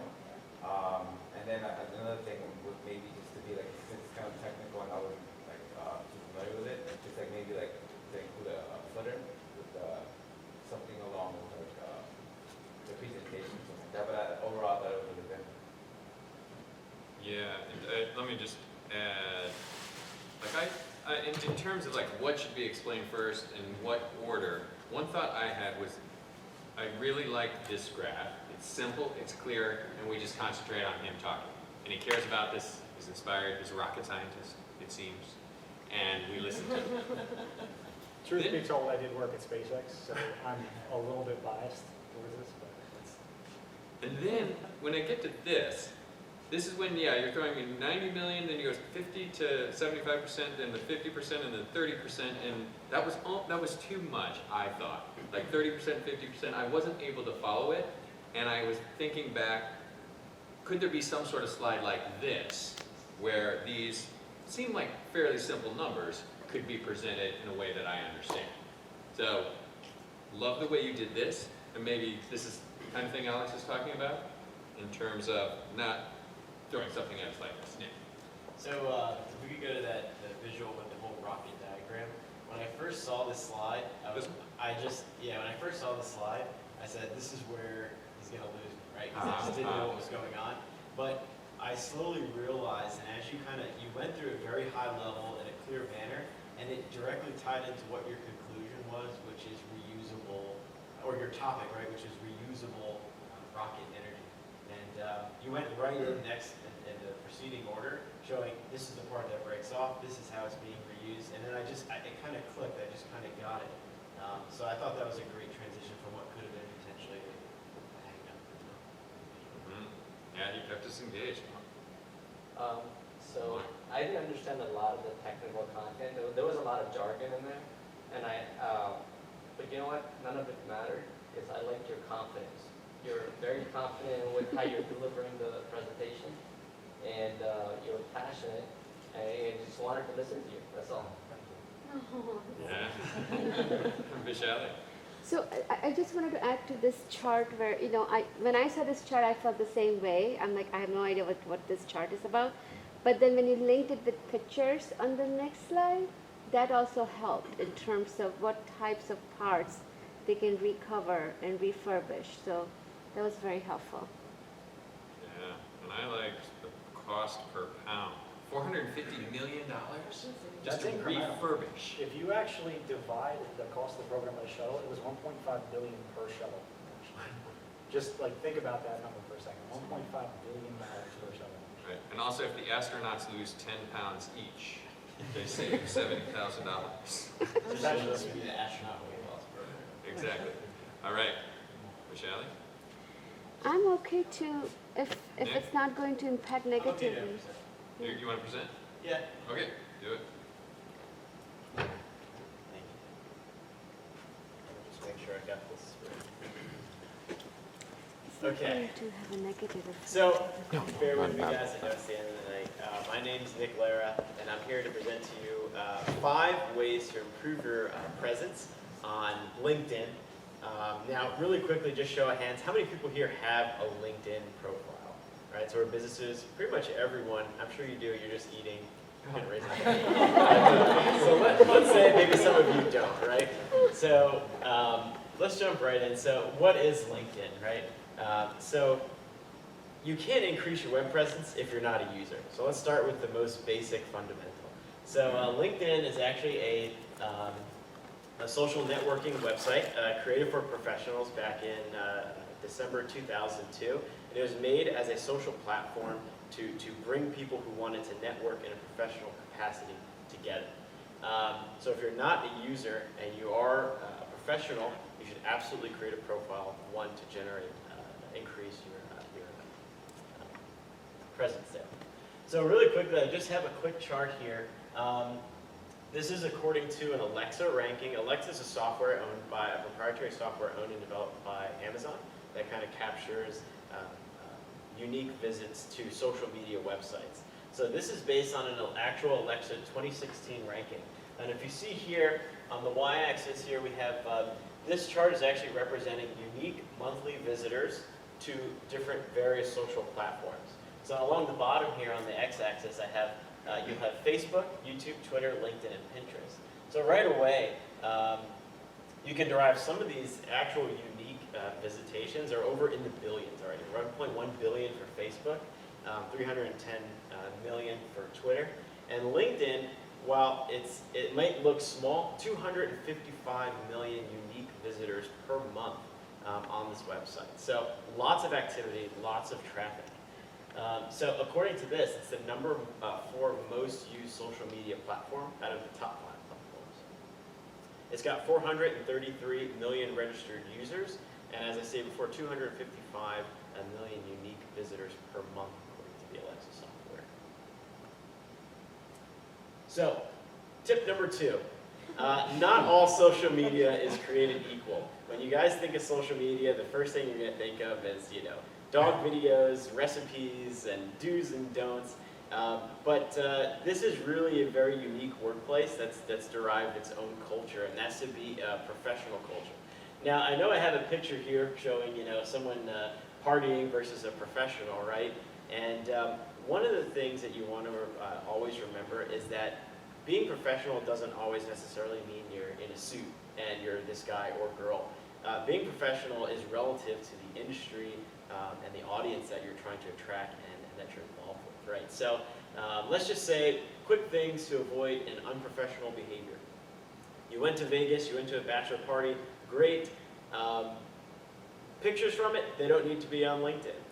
It's your mom's birthday, you had a great celebration, that's fantastic as a person, Again, it doesn't really have a place on LinkedIn. You always kind of want to be professional at all times and kind of act as you would in a normal workplace or with HR or with talent recruiters. Act as you would with them as you would on this website. So that eliminates kind of the obvious, right? No foul language, you want to keep it clean.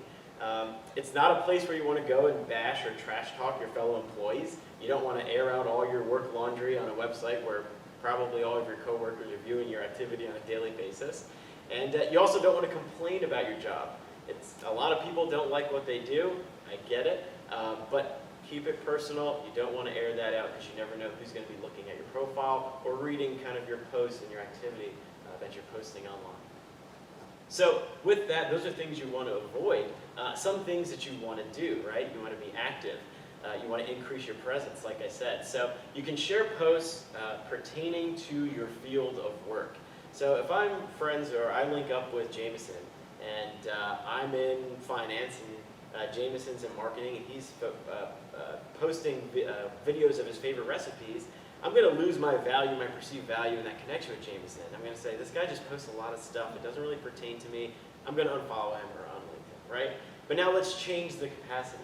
Let's say I link up with Jameson knowing he's a baker. He's a baker by trade. And he's creating all these fantastic recipes for a restaurant he's working, and he's posting them.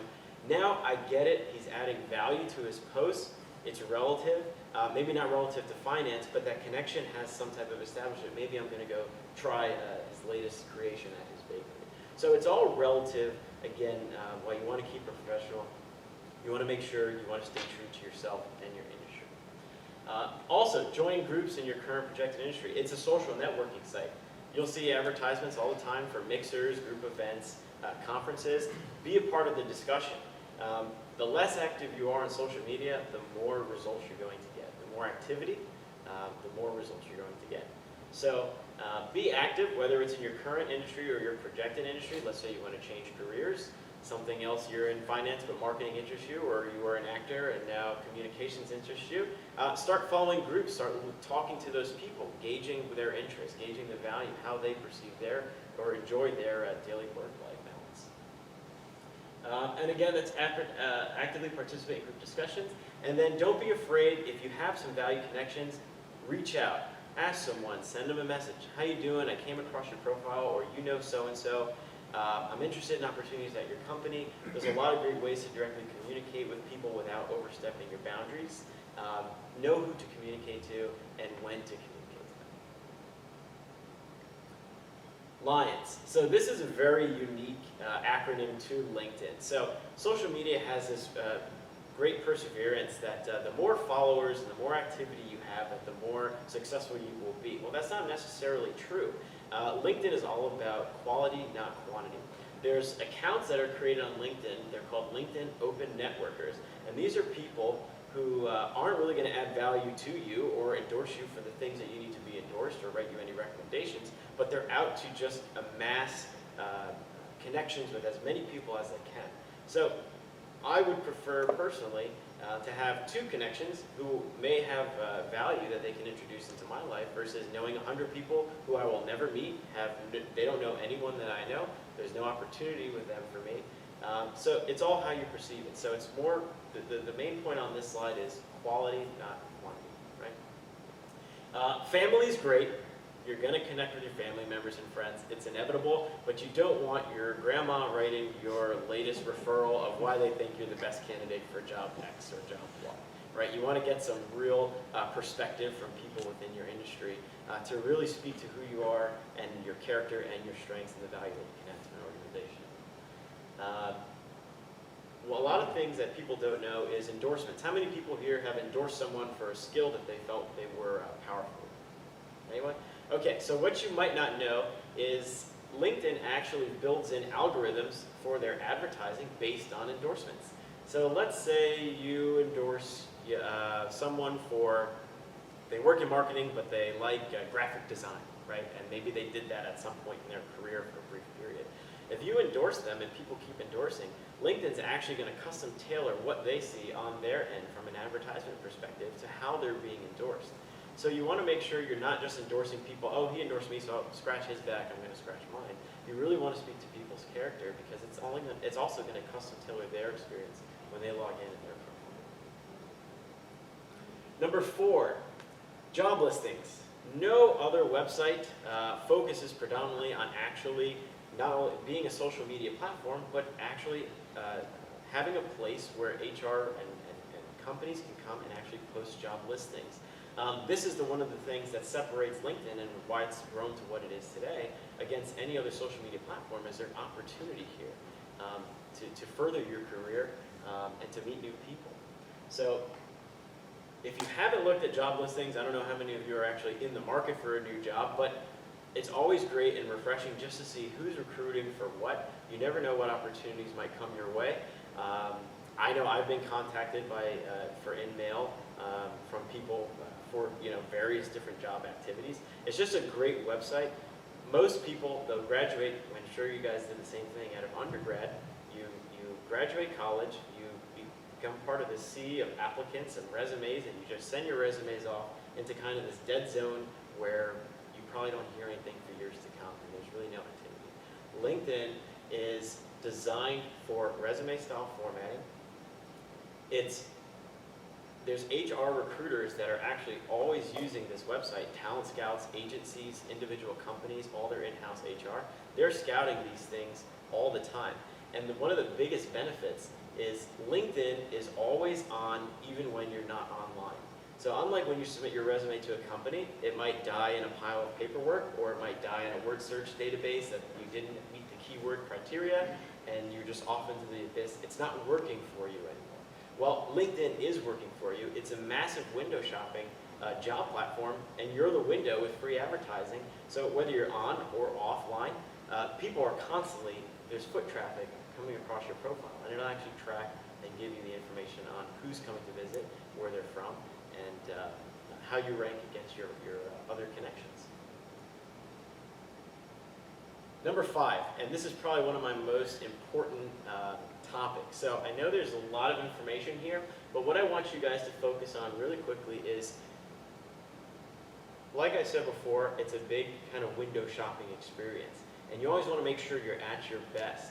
And what a lot of people do, and they do it in their resumes and they do it online, is they tend to just list off things that they've done at their job, right? You worked in finance, you worked in Excel, you did database work, you did analytics. So that's great because it tells you, what that person was responsible for or did, but it doesn't add how they made value. So what I have here is just a quick comparison. You can see on the left, this is actually a snapshot of my personal one, just because it took me a lot of time to tweak it, versus another person who's higher up than me at the company versus theirs. So you see here really quickly, he kind of sums his experience as, well, this is what he's done. But it doesn't tell you much, right? It's just kind of a list. Anybody can list the things that they've done. What you really want to do, and what HR and recruiters and these people who post job listings are looking for, is we know what you did, but how did you create value? What makes you different from another person who also works in Excel and maybe did some sales, right? So you always want to speak and say how you added value to that role. You were one of or two people of a team, and you increased, you didn't just do sales, you drove sales from X million to X million within a certain time period. You're the first person to do something at your job that is now a standard benchmark for everyone. So again, you really just want to kind of make sure you're demonstrating your value and not just listing off your experiences. So with that, to kind of wrap this up in conclusion, the presentation again was to focus on, there's a number of ways that you can increase your presence on LinkedIn and in social media in general. We only hit on 5 today. I encourage you to definitely do some more research and look in if there's something not on here that you haven't seen. There's lots of ways you can make your profile better, make your content better, make better connections. But just to kind of recap, we did, in order to increase your presence, you have to be a member. You have to maintain your professional composure at all times, right? That'd be professional slide. You want to network with people you know and avoid the lions, people who are going to add value to your content. Actively view job listings and stand out and show value and show how you can bring value versus someone who might be competing for a similar position or a posting. So with that, I'll open it up to any questions that you guys may have. No questions?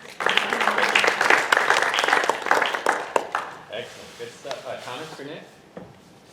Saeed? Yeah, so I like, at the beginning, I was like, oh, this is awesome, it's gonna be 5 points, I'm gonna get like an awesome presentation on, 5 practical things. And so I came with that premise. Only thing is I got so much information that I don't even know what the 5 things were anymore, because there was just so much on each of the slides. I would have liked if you just gave me a little bit less information and just focused on whatever those 5 were. So that's the only thing. There was a lot of great information in there, but because there was so much on each of the slides, I kind of I got lost a little bit, and at the end, I'm glad you did the conclusion what the 5 things were. But throughout the presentation, I didn't get the start and the end, the middle part didn't connect. Good point. Of the presentations tonight, are there any that you'd say had too little information? None, right? We rarely make the mistake of too little information. we usually make the mistake of too much information. And that's one reason why I try to stress the conclusion aspect of the content. Think about what your conclusion is and think about eliminating information that you don't need. And this, again, was another example. I think I mentioned this with Jose's presentation. This is a half-day workshop in LinkedIn. You could use all this information and just dissect it slowly. But trying to cram it into a short presentation like this, a little bit overwhelming. Good point. Daniel. Just want to comment on you established kind of a connection with us right away because we all have professional careers, we all have LinkedIn, most of us do. And so you kind of established that right away. And I remember as you kind of went through, you subconsciously created that connection with us such that we trusted almost, or at least I trusted things that you said, to the point where when you had those two images up there with your LinkedIn snapshot and the others, I kind of in my head debated. I could see why someone would say this is better. I could see why someone would say this is better. But I was just waiting to hear what your recommendation was because I automatically saw you as the authority on this topic. So just to say that the influence that you established all throughout really has a strong presence. Good comments. All right, this is exactly the discussion that we want to be having. All right, how does this fit in with the important conclusion that we're hearing and what the presenter is trying to tell us, given all the technical information that they're presenting? And you all have done such a great job tonight of continuing to think about that question as we go through these presentations live. Just general comments for not only for me but for everyone is that our presentation is supposed to be between 5 to 7 minutes, but most presenters present more than 10 minutes, even 15 minutes. So maybe it's okay if in this class, but in a real business, it could be a disaster. Just a comment. Yes. And I realized that as we were going, that I usually do this class later in the quarter, and it gives me just more time to warm up and more time to remind students to be concise.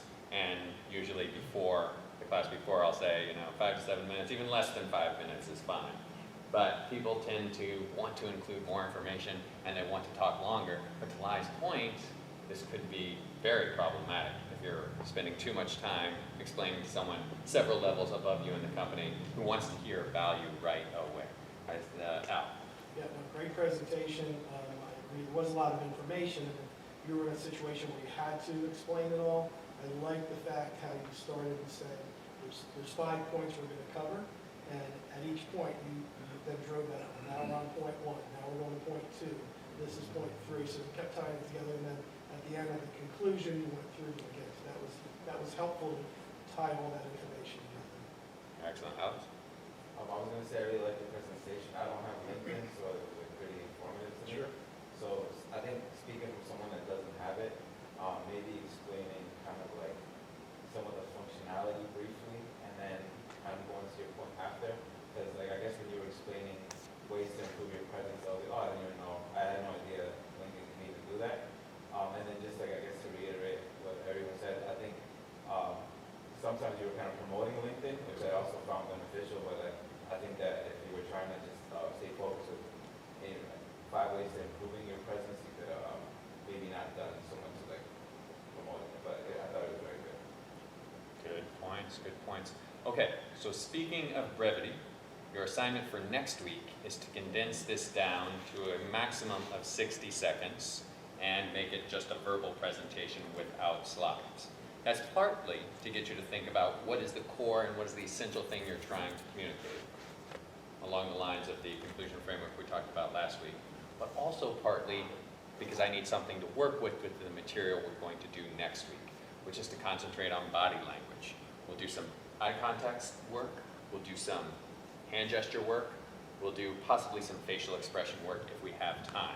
And it'll be a little bit more interactive, a little bit more casual. We'll do some acting exercises, and I'll have people engage, and then come back up, and we'll see if that stuff makes a difference.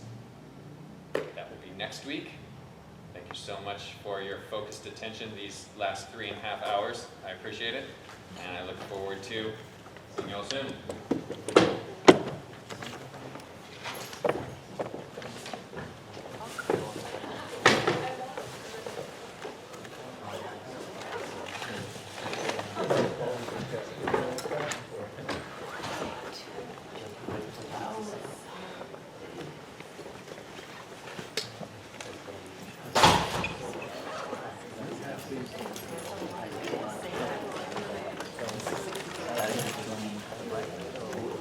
talk about it. We got a handout. We done. No, I know. I just want to know who it's I'm not sure this today, and I promised my boss that I'm gonna have to. You have to work after this? Oh, sure. I said, maybe go early, but I promise you. Promise is a promise, don't worry. Bye, good night, guys, I'll see you on Monday. Yeah? Oh, that's right. We have I have to something? do the homework, I know. I We didn't have do it. the assignment 1, right? Yeah, marketing? I'm waiting for my book, I think we have to like read something, I think. Wow. I'll see you guys. See you on Monday. Oh, and that's gonna be a shorter class anyway. And it's gonna be easy for you to just watch the video and get the information. The class next week, but bottom line is just watch the video, make comments, which you can do, that's totally scheduled slides. Oh, here. Yeah, so that's what we just did today. You know, I think next 60 week, seconds somewhere. don't worry about this. All of No, sorry. no power, just, I guess. There's no assignments due the following week, but you just need to watch the class video. It's even though I took on how to I took try these techniques to communicate to corporate change memo where you're explaining what you I wanted 2 minutes. I can make that as sensitive as possible. But yeah, so next week you just watch, give us some comments, and then the following week, well, you're like section, watch that video. So far we have the marketing homework. That's my priority.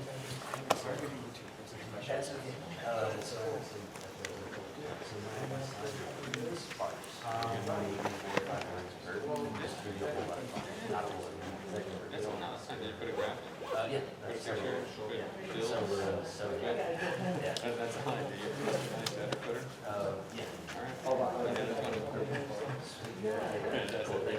One question, so for, next week, it's not like a submission, so we don't submit anything Blackboard, it's just like verbal. Okay. Okay, all right, thank you. See you next week? All right, see you next week.